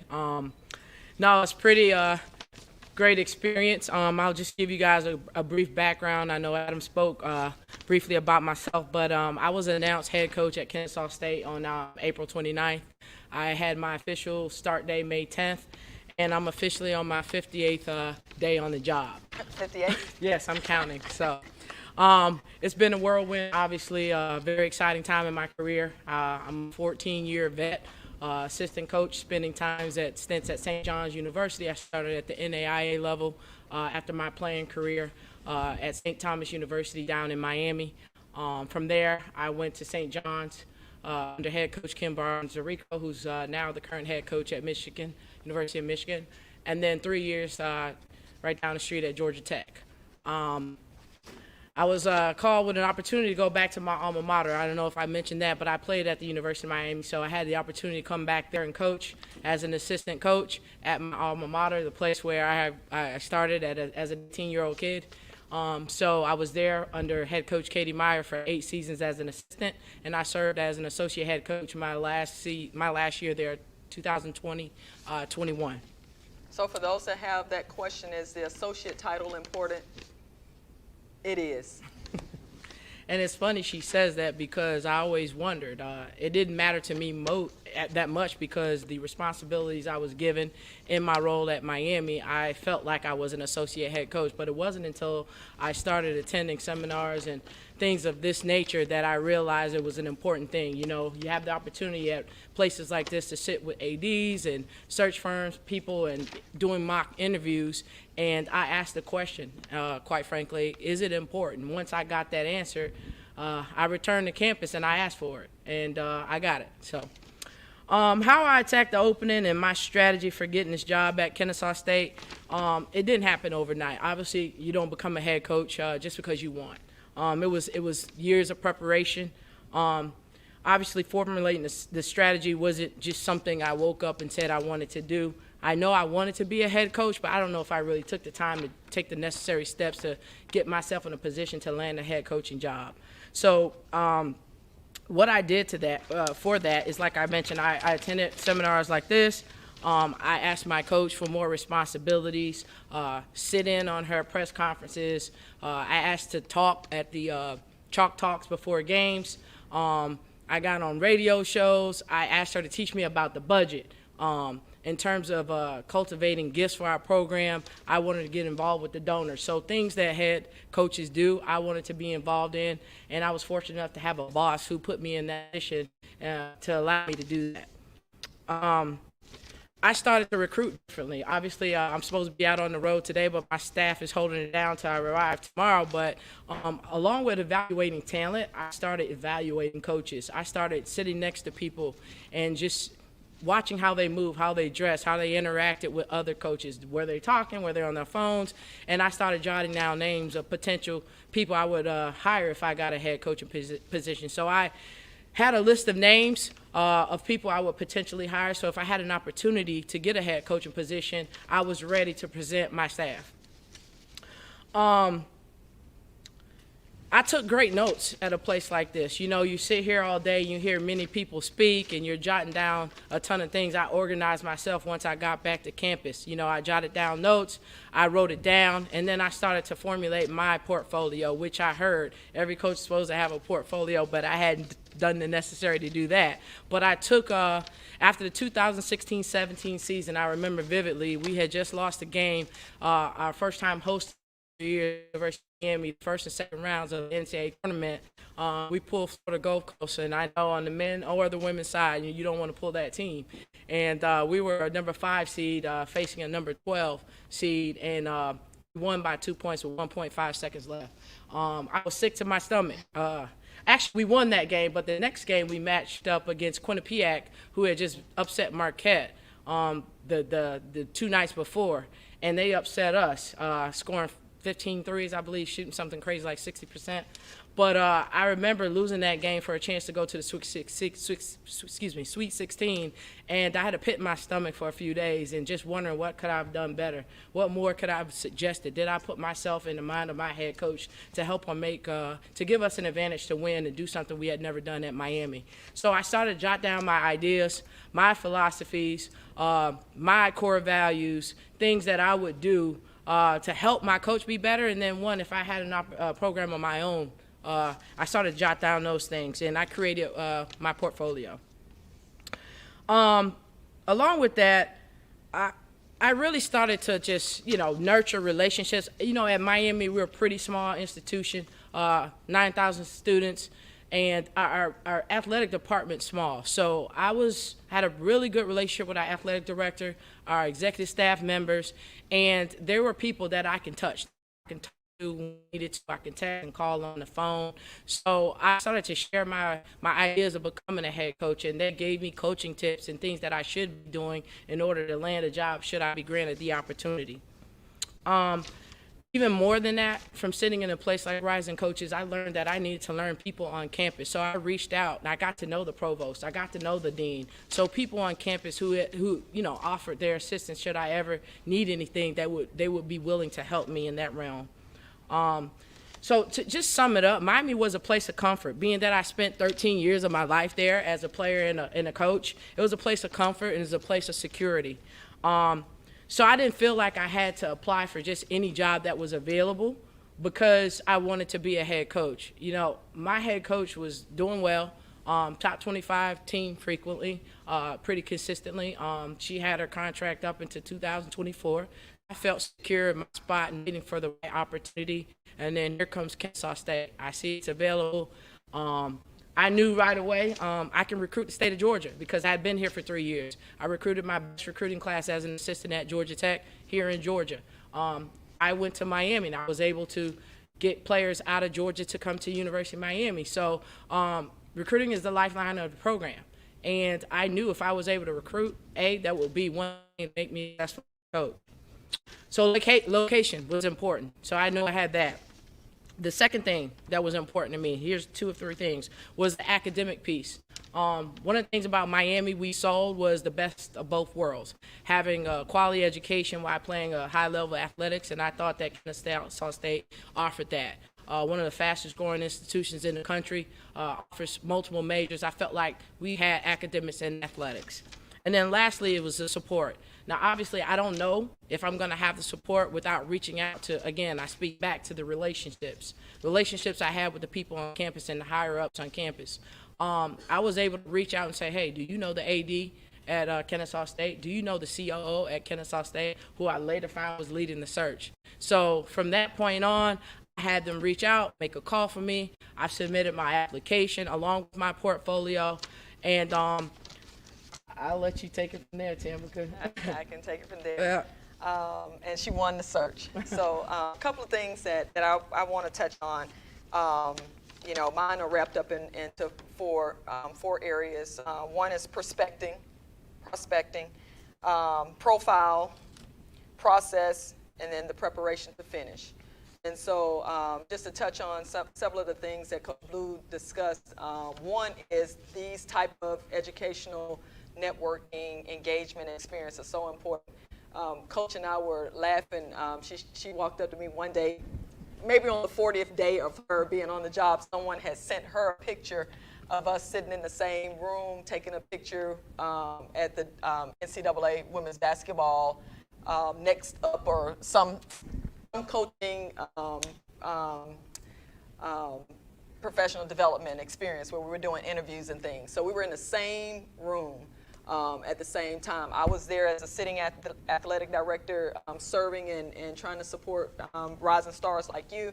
She was there as a rising star, trying to, you know, see what else she could do to develop her skill set and get prepared for her next opportunity. So it's so divine that you are always, you know, on. You're always interviewing. You're always just that one person, one touch point away from your next big opportunity. So the other thing is, as a sitting athletic director just 5 months ago, I had just made a women's basketball hire at the University of California, Riverside, and I used a search firm at that time. And the profile, this is part of the prospecting piece, the profile I gave the search firm, Coach Blue came up in my short list. And so I did get a chance to see her background, her experience very closely. Didn't have to make the connection of calling her from Miami to come to California. Didn't quite, you know, fit at the time, but she remained on my short list. So as a hiring manager now, as a COO, and you never know who the hiring managers are. So Coach pointed out the fact that, you know, you got to get to know the deputy, the COO, the provost, the deans. I mean, you just don't know. So you're on, you know, for an interview or a possibility, everybody's talking about it, even if you're not talking about it. It's important for you to know people, but it's also important for people to know you. And what people are saying about you is very important. So if you take anything that I can say to you about getting ready for your next opportunity, really hone in to what you think people are saying about you. Really hone into what you think people are saying about you. Some of the people that Coach Blue and I knew mutually were saying all the things that needed to be said about her, and knew me as a leader already, knew what our athletic director Milton was looking for in the hire, knew Kennesaw, knew what kind of program we were trying to be, which is a championship program. We're still looking for our first ASUN championship. it was very clear of what the profile was. And so it's important that people know, enough about you that they can speak on your behalf. So that prospecting piece, I had a historical short list. I served on the women's basketball committee for 5 years. Met Coach, at an event that, we never met, at search firms and agents. Even Adam was a great, Daryl Jacobs, one of my former men's basketball coaches when I was the athletic director here in the city of Clark, Atlanta. All were giving me great names and candidates. This was a very coveted position for all the reasons that Coach said. It was in the city of Atlanta. It's a high research 2 institution. We have the sports management degree. We've got football, which is a big deal if you all are not at football institutions. I've been at one non-football institution, and that was the University of California, Riverside. There is a difference. I can have that session at another time. All great institutions and thriving environments, but you've got to know, fit as it relates to leadership, but you also have to know fit as it relates to, the type of institution that you'll be recruiting students to and the experience that they'll get as a result of it. So Blue was on the California list, and she showed back up on the Atlanta list. And I took a closer look at her on the Atlanta list because of, anybody want to guess why I took a closer look at her on the Atlanta list? Exactly. She's at Georgia Tech. So I knew she could recruit this region, and that's one of the things that all of our coaches at Kennesaw believe in, that we're going to have the 75-85 perimeter. And so that was a real key piece of this that made sense. It made sense at Kennesaw State that didn't make sense. And so that kind of speaks to timing too. Sometimes, you're getting to know me as a COO or an athletic director or other colleagues in the industry, Adam, David, Daryl. It's important because we're looking and trying to help place and give recommendation and fit to people that may not get it and understand your background and what you're about and how you might be able to help. So the associate title, I mentioned that a little bit, but it is important. Several of the hundreds of people that applied for the Kennesaw State position either got head coaching jobs. The finalists, there are 5 finalists. 3 I brought to campus, and an internal candidate. They have all gotten associate titles now, and that is some of the feedback that I give to people when they interview for jobs with me. When they call me and say, "Is there anything I can share? You can share about the search." This is kind of off base, but we have a men's basketball coach now, Coach Amir, who was a finalist for me in California. And to be able to come and now be part of his team and to be able to help support him and make sure he moves the Kennesaw State program forward, it's a real tight circle. It's a real tight circle. So the profile is basically the qualifications. And so you've got to know going into jobs what the profile is for the program. You can't be qualified for every job. You're just not. It's certain. I hate the word fit. I'm a black woman in a male-dominated industry. That's wear my hair braided whenever I want to. So I may not fit all the time. But I show up fully every day. And guess what? People that love me. And the people that hate, they won't say it. They still real close to me. So you got to be very comfortable who you are, the fit for your future, and if I can tell you the second thing that's really important, don't get caught up in just wanting to be a head coach so bad that you'll take any job and that you'll go anywhere.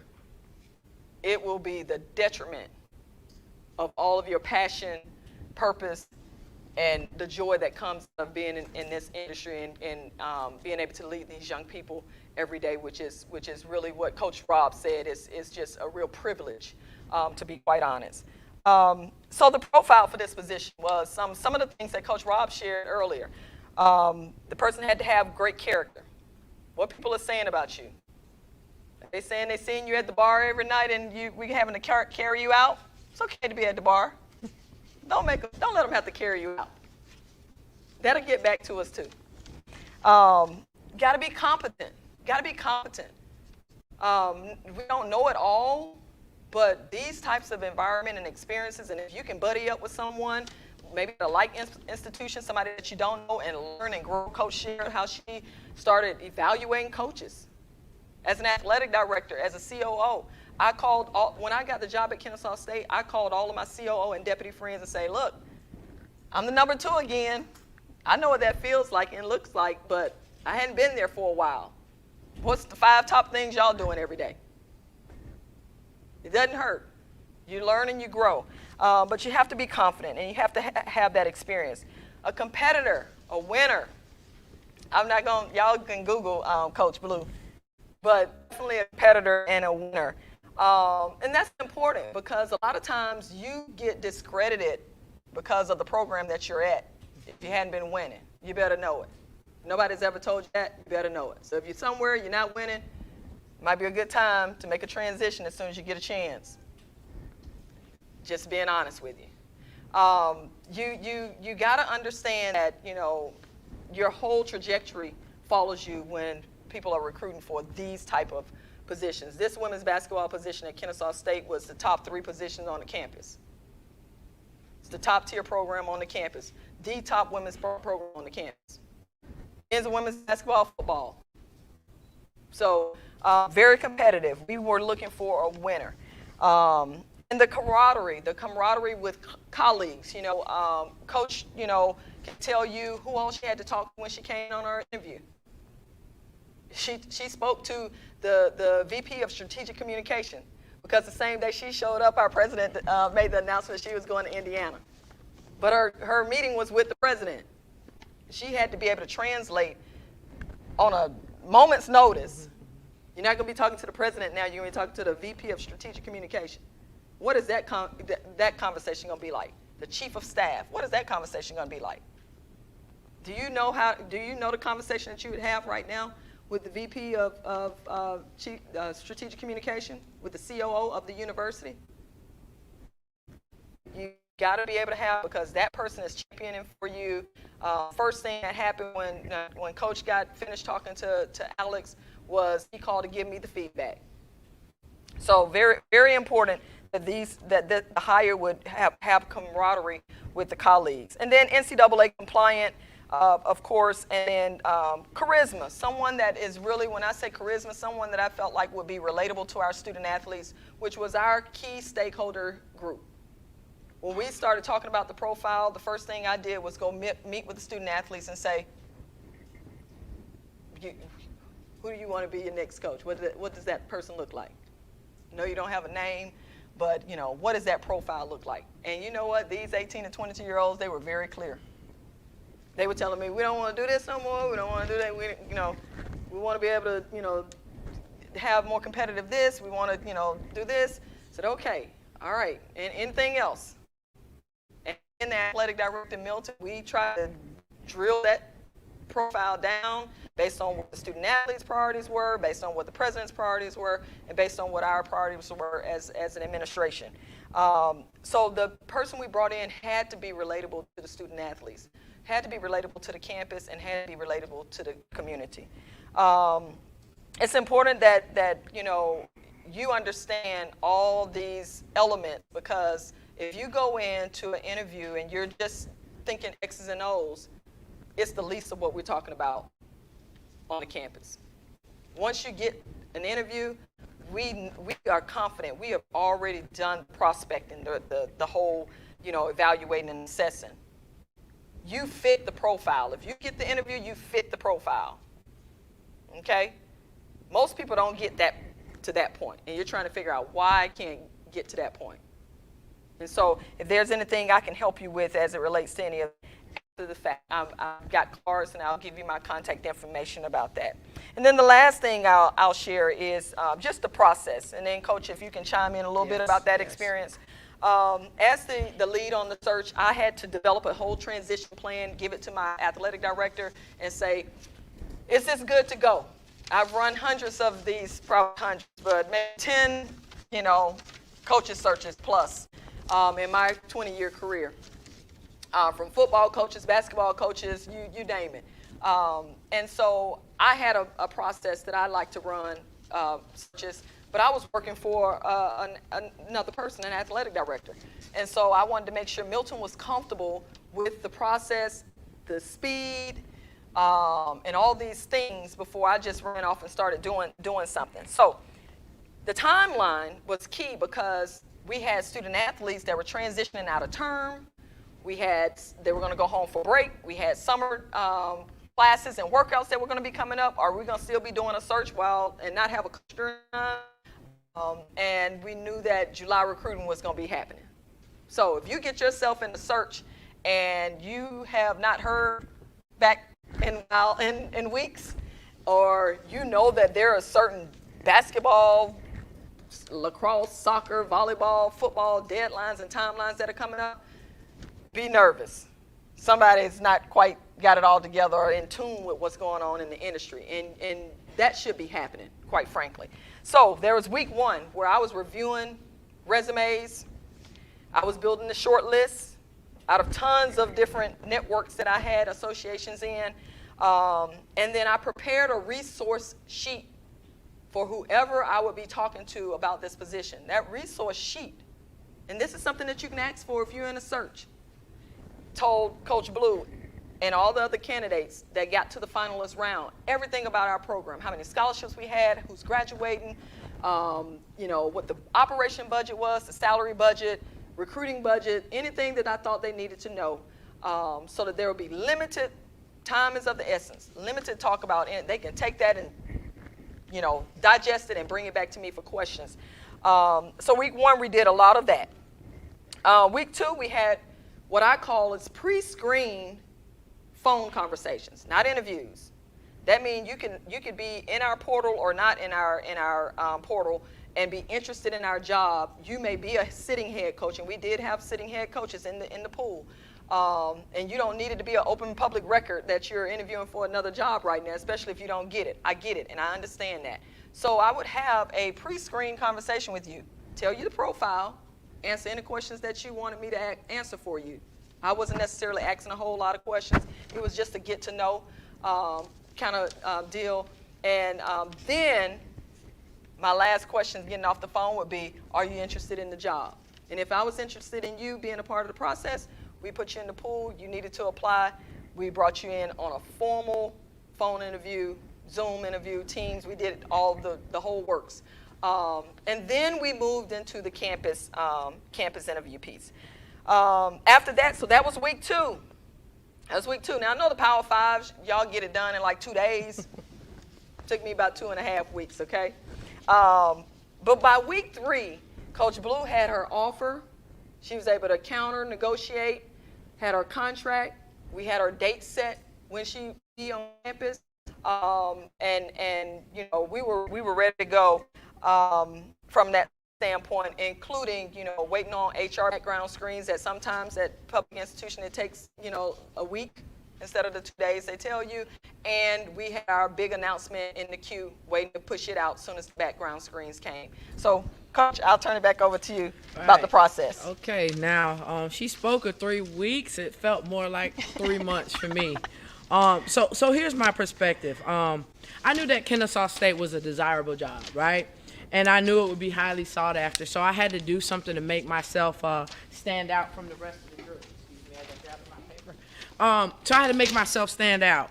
Like Tamica mentioned, there was a text message I received to do our preliminary phone call. And once I got that text message, I didn't know what that phone call was going to be. So I'm preparing for the biggest interview of my life. I'm an assistant coach. My first impression is important to me. So I reach out first and foremost to my head coach, who is my number one cheerleader in my corner, want to help me get land my first gig. I had done an interview before in 2020, right when COVID hit, and it was unorthodox. It was over the phone, not even a Zoom, but it was a process over the phone. But I did not land that job, but it gave me great experience. So I knew what type of questions to be prepared for. But again, I'm not certain what this phone call is going to be like, so I'm fully prepared. for any questions that may be given to me, and ready to present myself and my vision for Kennesaw State women's basketball. Along with meeting with my head coach, I reached out to my program administrator. I reached out to other administrators on campus and asked, what should I be ready for? What do you think what do you think this call is gonna be like? So I got feedback from that. Going to phase 2, I had a very preliminary conversation with Tamica. It was just, pre-screening, like she mentioned.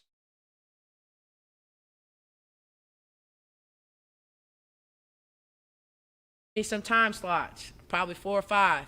I took the first one, 8 o'clock in the morning. And she was like, really? I'm like, yes, I wanted to be first one. I wanted to show that I was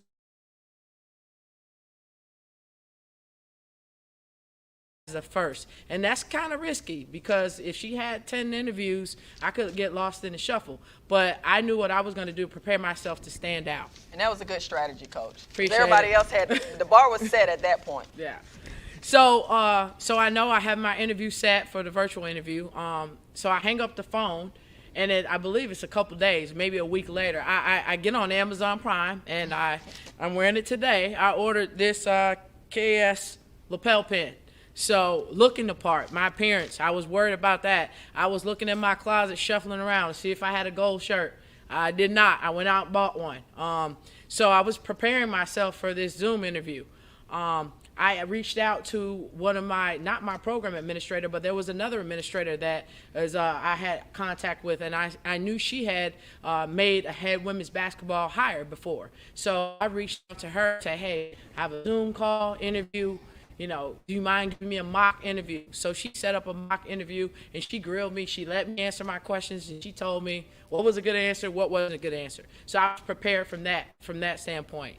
I was a little nervous about, donor engagement, big portion of it, a job for a head coach.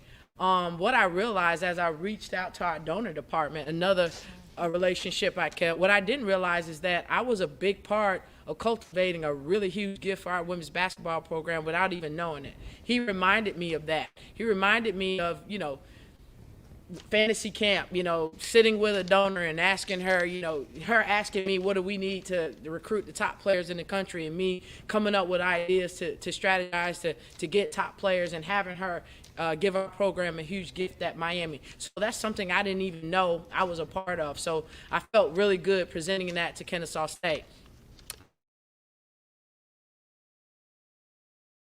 I got up, I don't know, maybe 2.5 hours early to get dressed. I wanted to look awake. I wanted to look vibrant. I had my espresso. I didn't even eat. I was just reviewing my notes. And although I had already submitted my portfolio, and she knew 11-page portfolio, I made a 4-page PowerPoint.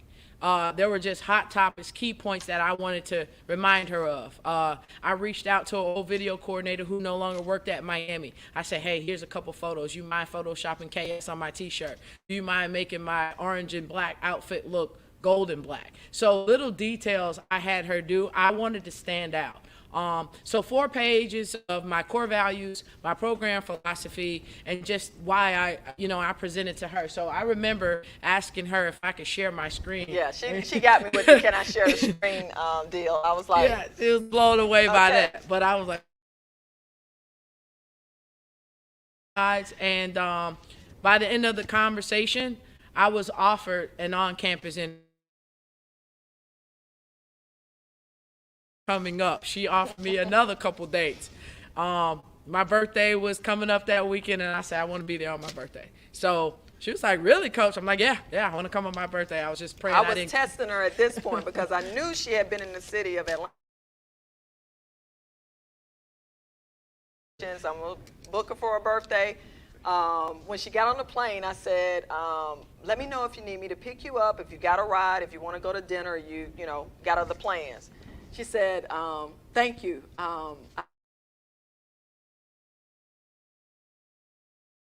Curious about this job, huh? Yeah, I was,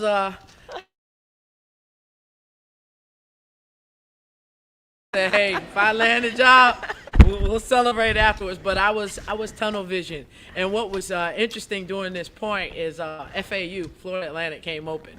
It's 20 minutes from where I grew up, down the street. you know, and it was like, oh, wow, FAU's open. But, you know, my hard work was set in on Kennesaw State. I was tunnel vision. I make it to campus. I head over to Kinko's, that portfolio I submitted. I went and got it bound, copied, the best paper that King had to offer. And as I read my itinerary, I made sure that I had a hard copy to leave with every person that I was going to meet with. I made my notes on every person I was going to meet with. I read their bios. I tried to make sure, I tried to see if I had anything in common with them, if we had any mutual friends, anything that I can reference to show that, hey, I know you guys, I want to put myself in a good light. I knew that I was going to meet with the student athletes. So what I did is I got on Synergy and I prepared a scouting report for the student athletes, in which they really appreciated. That was actually my most nerve-wracking part, was student athletes, because the team's led by an all-conference player and the student body government president, Amani Jones, this season. She did not hold back anything in terms of grilling me.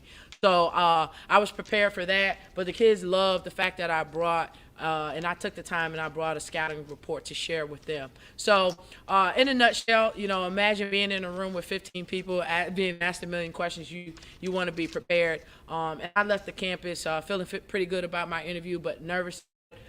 I made sure I emailed everyone within 24 hours and, to follow up. And, the rest is history. I was called a short time after that. I believe there was an interview or two after me. And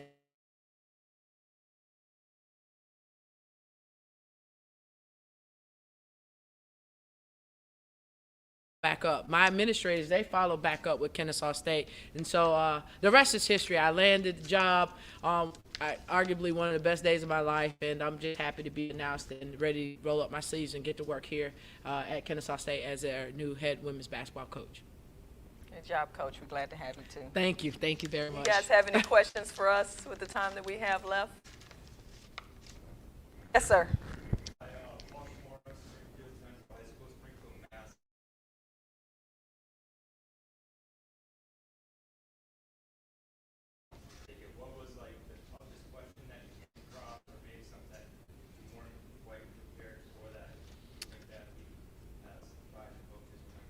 Right. For me, I spoke about, donors, and, that's a big part of it, which I didn't even mention. My first day of work, I was at a donor event, a golf tournament. It was really cool. But I had someone who was offering to help us get our locker room together, so that was really good. I was nervous about that part, and then the other part was just the budget. That just drove me crazy. Obviously, for you had to hire staff members and balance a budget there, but that was the part I probably had the least amount of experience with, and now you're in control of a budget. So my advice to you would involve yourself in that. If any of you guys are aspiring to be a head coach, ask your coach about the budget. That's a big thing, managing, because obviously you blow the budget, you probably won't have a job. So that's the biggest thing for me. And don't be ashamed or afraid to get in deep with your head coaches. If you're not a head coach or not an associate, get in deep with your coaches now, and just anything you could take off their plate to help them do some other things would always be welcome. So the budget piece of it, and being able to, from the development side, being able to find creative and innovative ways to create revenue and resources. One of the first things that I did coming to Kennesaw was something that I did at University of California, Riverside, and it was like a crowdfunding campaign program where we brought a group on campus to talk to us about how we can get our Olympic sports in some fundraising model. So it's just, we don't care as leadership, how you do it and support, but you just got to, get in and get out of the X's and O's so much that we don't see you as anything but coaches. So thank you for that question. I saw it back in the yellow. Yes?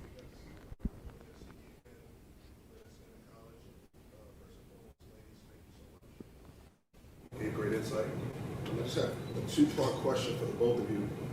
First, for you, Tamica, leading the search, how important is it to have an agent? How important are they to get into the coaching pool, the search pool, and stay in? And then secondly, how important is it to have head coaching experience? And then for you, Octavia, the same thing. Do you have an agent? And then secondly, how did you tackle not being a head coach before? How did you tackle that going into the interview process? So it was very important to have experience, and my style of recruitment is always going for a sitting head coach. So we had sitting head coaches in the pool. The second part of that is the agent piece of it, and so that head coach piece, Octavia, with her associate title, made a better push.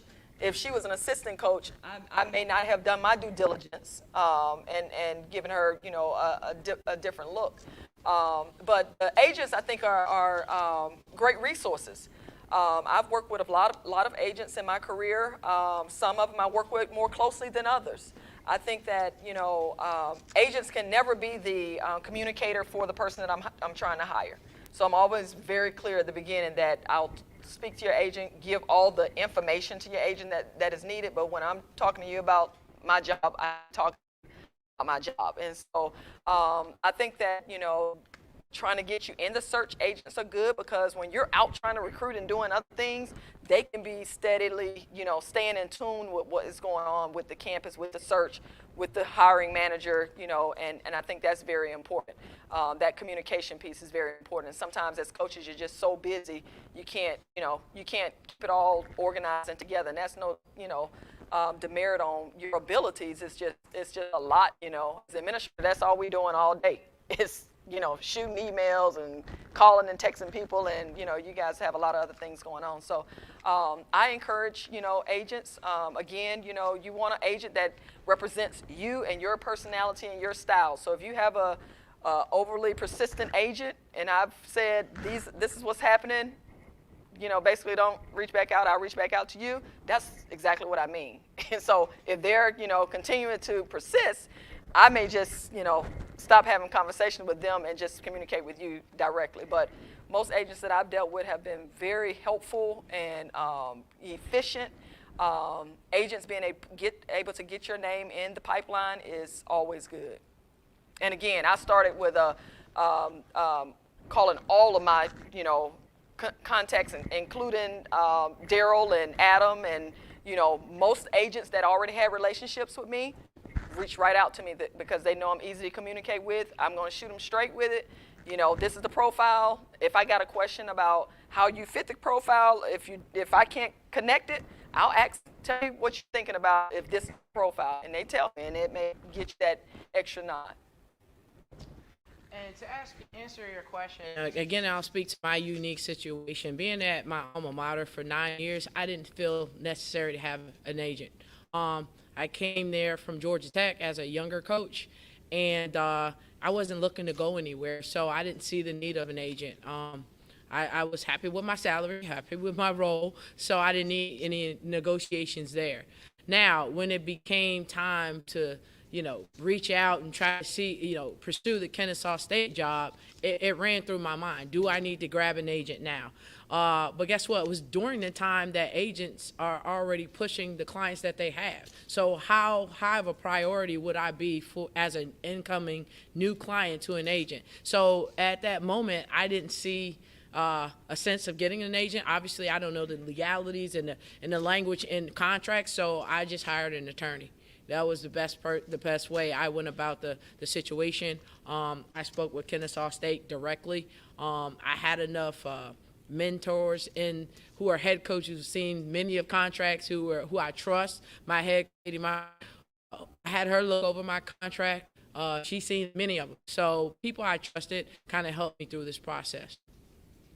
And don't forget the fact that not to put the agents that you hire out of business, but the people that you know are your agents too. Yeah. And so some very key people called me about Coach Blue that I've known for years in the industry, that I trusted. They knew me from a leadership style, from an expectation, from just a demand of what I was going to be looking for in this person if hired. And it all aligned. And so, it is very important who you know and who you're connected to, who you need to get to know. It's so critically important. Yes, sir. And I got you over here. I know you said most of the questions had nothing to do with X's and O's. I brought the questions. That's So I think more Adam about that. okay. I'll just yeah. I brought the questions. Okay, I did. I great. brought Coach Blue's portfolio too. She's not gonna let me lead that, but it was important. It was pretty good. Adam, I'll leave you the questions, okay? There was a question over here, and then I got you two there. For sharing as well. Anthony Carlisle from Kansas City, Mississippi. My question would be, as a high school coach, what are the better routes to maybe get an opportunity on the collegiate level? I recently was a finalist for a junior college job that I didn't get, and it was a great experience. You know, I had an opportunity, but not going the traditional route, maybe like a former player or a graduate assistant and that kind of thing. What are some ways that a high school coach may be able to kind of get on the radar of administrative or even coaches to be able to maybe get on that level? You may or may not like this answer, but you know, it's a huge sacrifice. You might have to go volunteer, but you know, that is a sure route of at least being able to put yourself in a position where you can get, the work, show your work ethics and your skill set and your experiences that can benefit a program. Again, it also goes to relationships. I've coached as well. I was a GA, I was a volunteer, been an assistant coach, I've been a head coach. I've hired coaches, so you've got to put yourself in the right position to be able to get the opportunity. Most of the time, it doesn't show on a resume, you know, so if you've got camps and clinics and things that you can be a part of, those are great opportunities to get, visible and get your skill set seen. Being a college coach is like, it's almost like being the mayor or the governor. It's not an easy job to get. And you really are not going to just apply for many of those jobs and just get in them, just to be quite honest with you.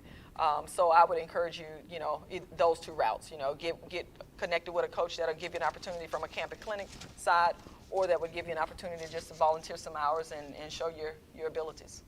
Do you have anything to add? I mean, I agree with you. A volunteer. I mean, when I decided that I wanted to coach, it wasn't for any money. I made a stipend, maybe $700 a month. We took a bus everywhere. But again, I think my playing career helped me.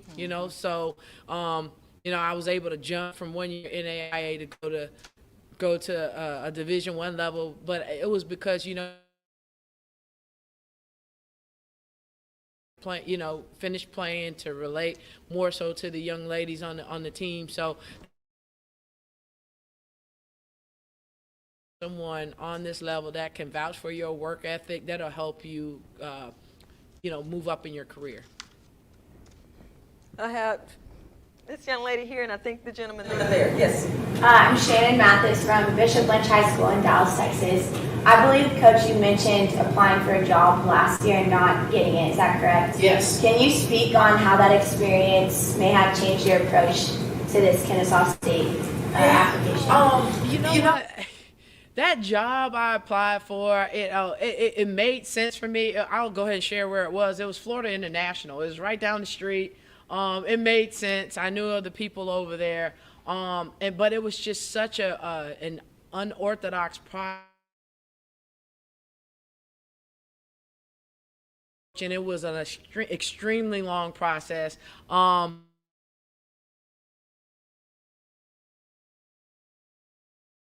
Heard about it, obviously, you want to land, at least be offered the job, right? But next job. So that's just the best way I could describe it. Yes, sir. Kareem Brown, Niagara County Community College in upstate New York. You talked about your last 4 years trying to put your coaching portfolio together. Where was your starting point? You've got all these notes, you've got so many things running through your head. Where was your starting point?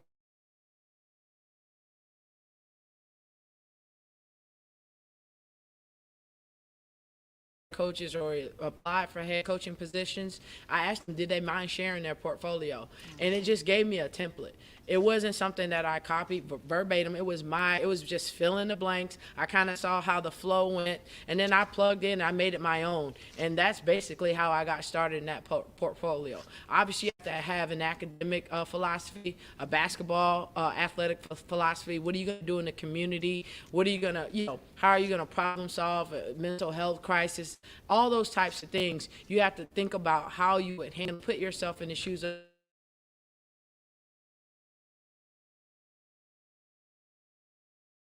Because a lot of things changed in my life, and maybe I experienced something more that I didn't experience the first 2 years. So that was something that was a work in progress. It changed from year to year, and then I was able to look at it and say, hey, I'm ready for this verbatim. I know it like the top of my head. This is what I believe in, and once you're able to articulate that to someone, which they feel your passion and they feel how genuine you are.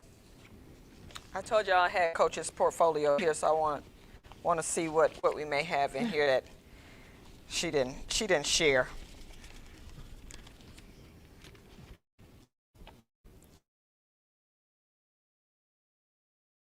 She started out with that. Her new locker room. Core values. All the same core values y'all would have, I'm sure. Yeah. Accountability, commitment, integrity.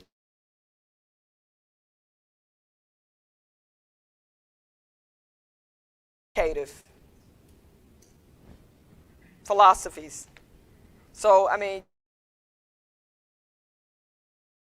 she might be successful recruiting, which was our region of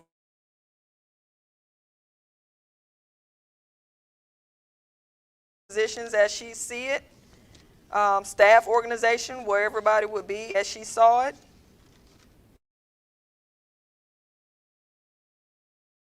Action plan, what she would be doing in April and May.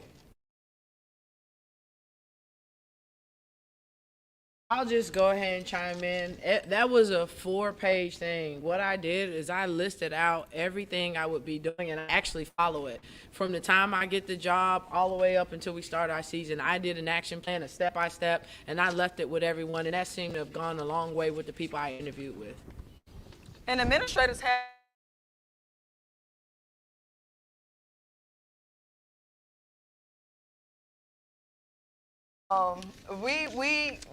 we have portfolios. Every time I, interview for another opportunity, I put same type of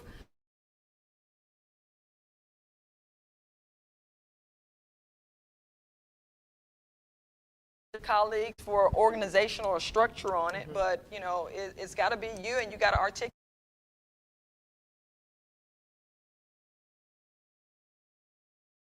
And every 3 months, I would look back at it and make sure that I was holding myself accountable to what I said I was going to be doing. And we had great success, I think, as a result of me being able to, be the leader and hold myself accountable. And I'm confident that Coach is going to be doing the same. No doubt. Yes, two hands here. Yes. Okay, go. Yeah. I'm curious about, I'm getting back to Fresno Pacific University. I'm really curious about your 3 to 4 weeks throughout that hiring process. Can you speak to balancing what your responsibilities were at Miami at that time while putting in all this time trying to, work for this job? Probably should get Katie on the phone. Yeah, my boss swear I wasn't working in Miami for like a month. Like I literally was tunnel vision Kennesaw State. But we were in spring workouts, so at that time I was putting together spring workouts for Coach. I was writing out practices. I was still taking care of the players that were there. And I'm a firm believer you have to be where your feet are. And that's what I was doing.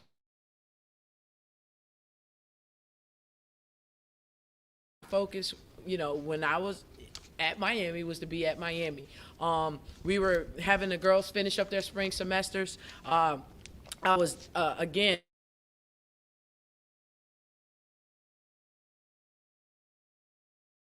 class. So it's like, I'm still selling Miami, looking forward to seeing them in July and on the phone call. So nothing really changed from that respect. I have too much respect for the University of Miami and Katie Meyer and the program that we have there.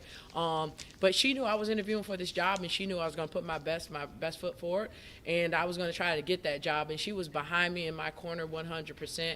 And she would often come in my office and ask me, any updates, what can I do? But we were doing that while keeping it from the kids. So it felt so awkward. My heart is always going to be at the U. It's my alma mater, sure. But you know what? I was really laser focused on becoming the head coach at Kennesaw State.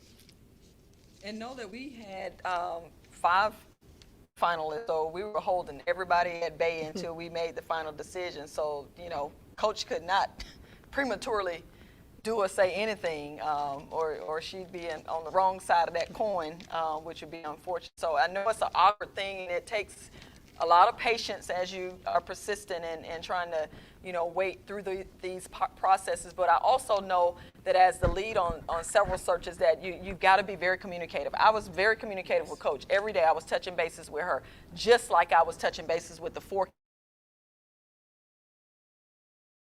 Touching at one point in the search where we were done with everything and we were ready to make the offer, we just about knew who or business that you have.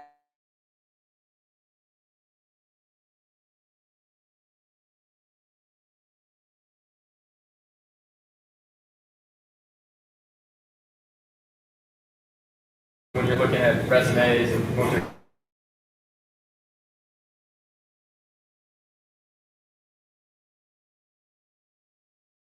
we're going to toss that to the side. And on the flip side, what are some things that really make candidates stick out? And things like, I want to know more about that. That makes sense. Great question. And I don't know if I've met a coach or had an.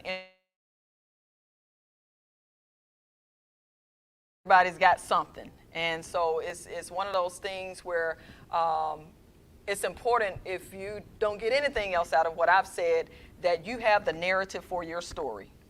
You know what may be a red flag. I don't know necessarily. I will eventually, it will eventually get exposed, whether that's through a background check, all the hundreds of people that we'll be talking to go in depth on who you are. But get the narrative. I wouldn't say, there's anything that, is not, there's not an ability to overcome. It just depends on the person that you're in front of, the level of empathy of their leadership, and them being able to believe that you can get the job done and that you've learned from over that experience.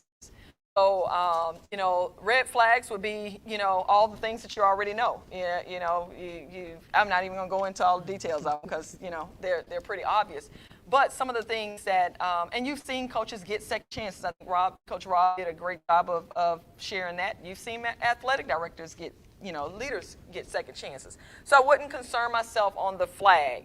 Whatever your issue is, that is not necessarily going to always be the case of why you don't get a job. If so, ask the hiring manager for more information on why you didn't get the job. They should be able to share more information. But whatever your issue is, please get your narrative, your story. Get with your StratCom person, strategic communication person that can help you draft your narrative so that you can hit things right on and people don't have to try to dig it out. That can get you tossed out of a search real quick because we're waiting to get the elephant out of the room.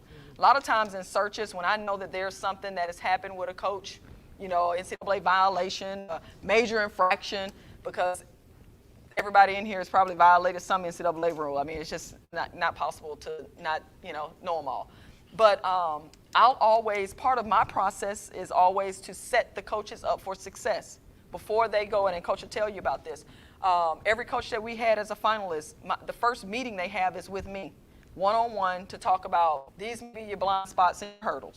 This is what student athletes are concerned about. This is what your reputation is. This is what our athletic director is going to be asking you about.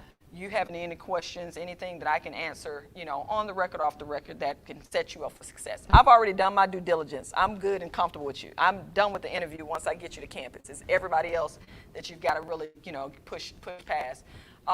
And so when there's, questionable things and, there many times going to be questionable things. It's been my practice to just soften that blow in my process if I have that person to search. Coach, I know people want to know about this. Would you share? They already know it's coming. So, they better be ready to share. And whatever they share is fine. Whatever they don't share is fine. It's just their opportunity to go on and deliver that. The things that, really, I think, set coaches apart in the process is the knowledge that they have on the institution that they're coming to. One of the things that set Coach Blue apart at for the Kennesaw job is she wasn't a late applicant. She applied early. That told me one thing. What did it tell you if she applied early? She was really interested in my job. I interviewed some folks that people were telling me they were interested in my job, and would you talk to them? Yes. That I talked to, and they didn't really talk to me about Kennesaw State at all. They were talking to me about their glory and what they thought they could do for whatever they thought Kennesaw State was about, but never talked to me about the Kennesaw State job. It's very important. I don't know if that's a mid-major attitude, but very important that you want our job. And so she demonstrated that by applying early. And so that's one thing that I would encourage you to do. If you're really interested in something, go after it early, give it all you got, get your circle of influence, find out who's connected to who, reach out to them. People were sending me notes about Coach Blue from the very beginning of the search, saying, I know you got a short list. You've done this 100 times, but I want to introduce you to this candidate. These are all things that I think that, you should look at. And let me chime in. And the reason that happened, I'm just going to go ahead and say it, is I stalked her social media. I found out she was making the hire. So I looked on her social media page, and I wanted to know if I had anybody in common. Who knew her? I looked on the AD social media page. Do you know this guy? Like, I recruited Kennesaw State, and you have to be that way. If you really want something, you have to put your foot to the gas and go after it. So I made sure I made the connection. I tried to find any outlet, any crack that I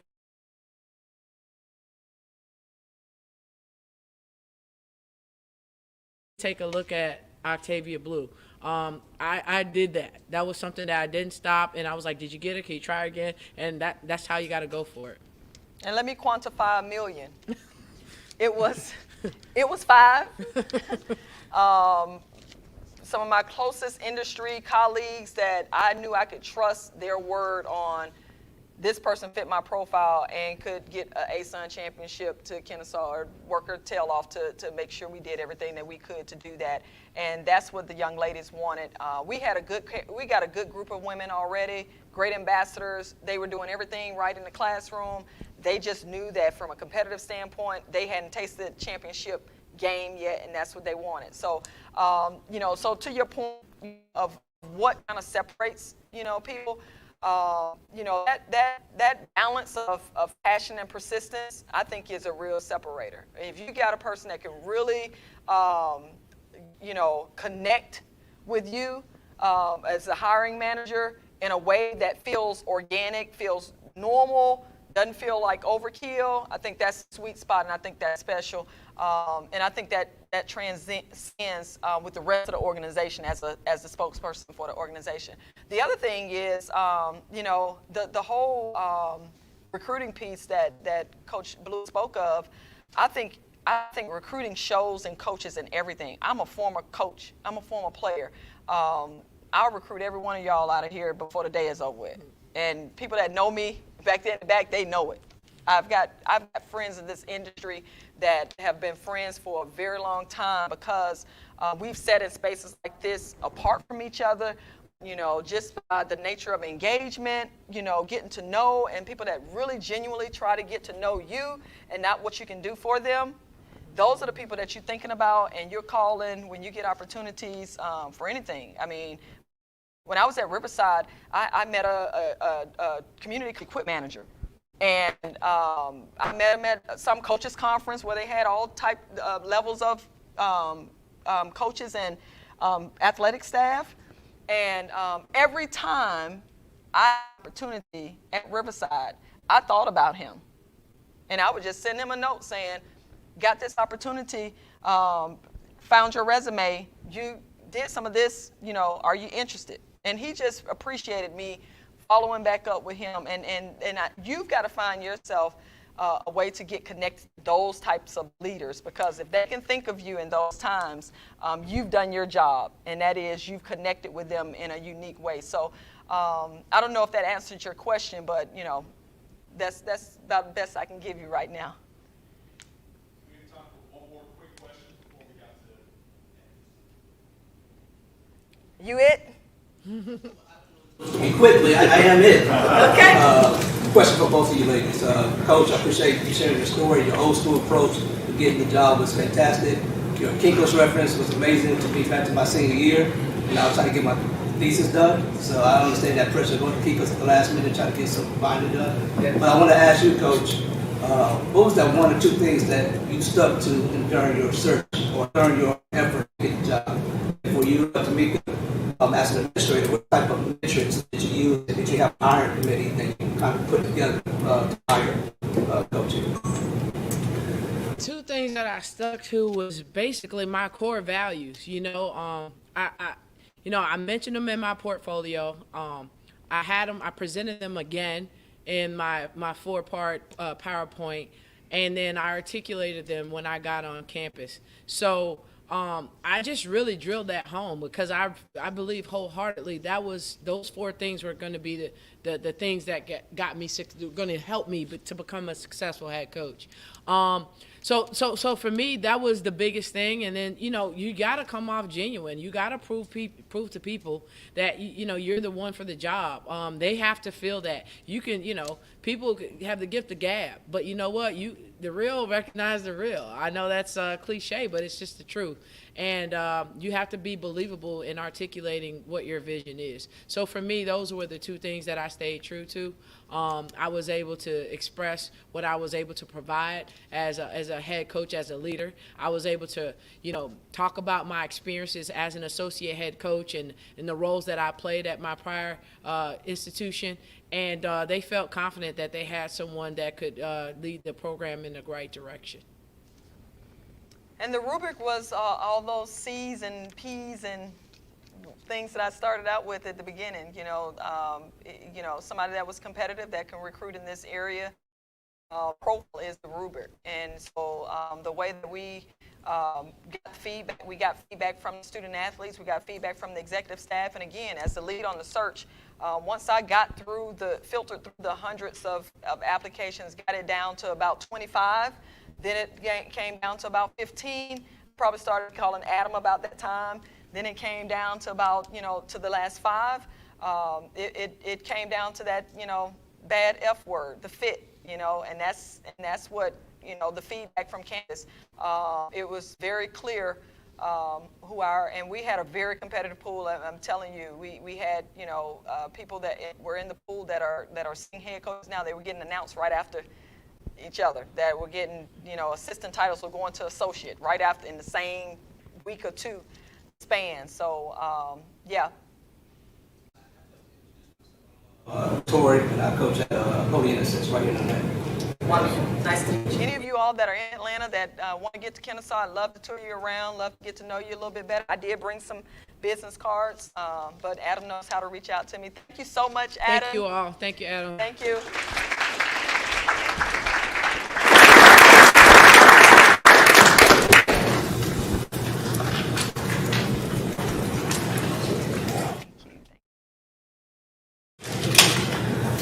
So right now we're going to take about a 5-minute quick break. During the break, the restrooms are right out here to the right-hand side. You can also please go back in the back room and speak to our sponsors, see what type of products they have, start developing some of those relationships as well. So we're going to take a quick 5-minute break. We'll come back in here. We'll do 1 or 2 rounds of a speed dating portion before our next speaker goes. That will conclude today. So 5-minute break. Be back in here as quickly as possible. Thank you, Zach. Now, they know my contact. Fair. Totally different.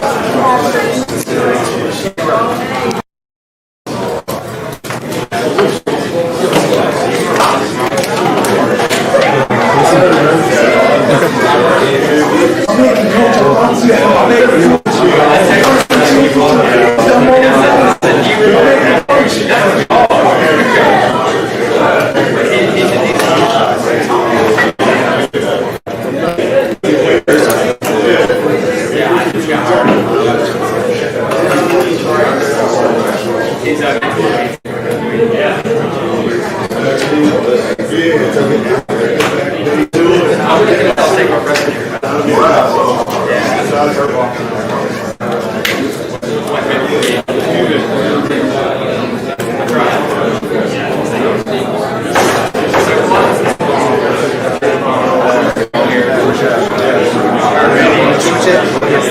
Yeah.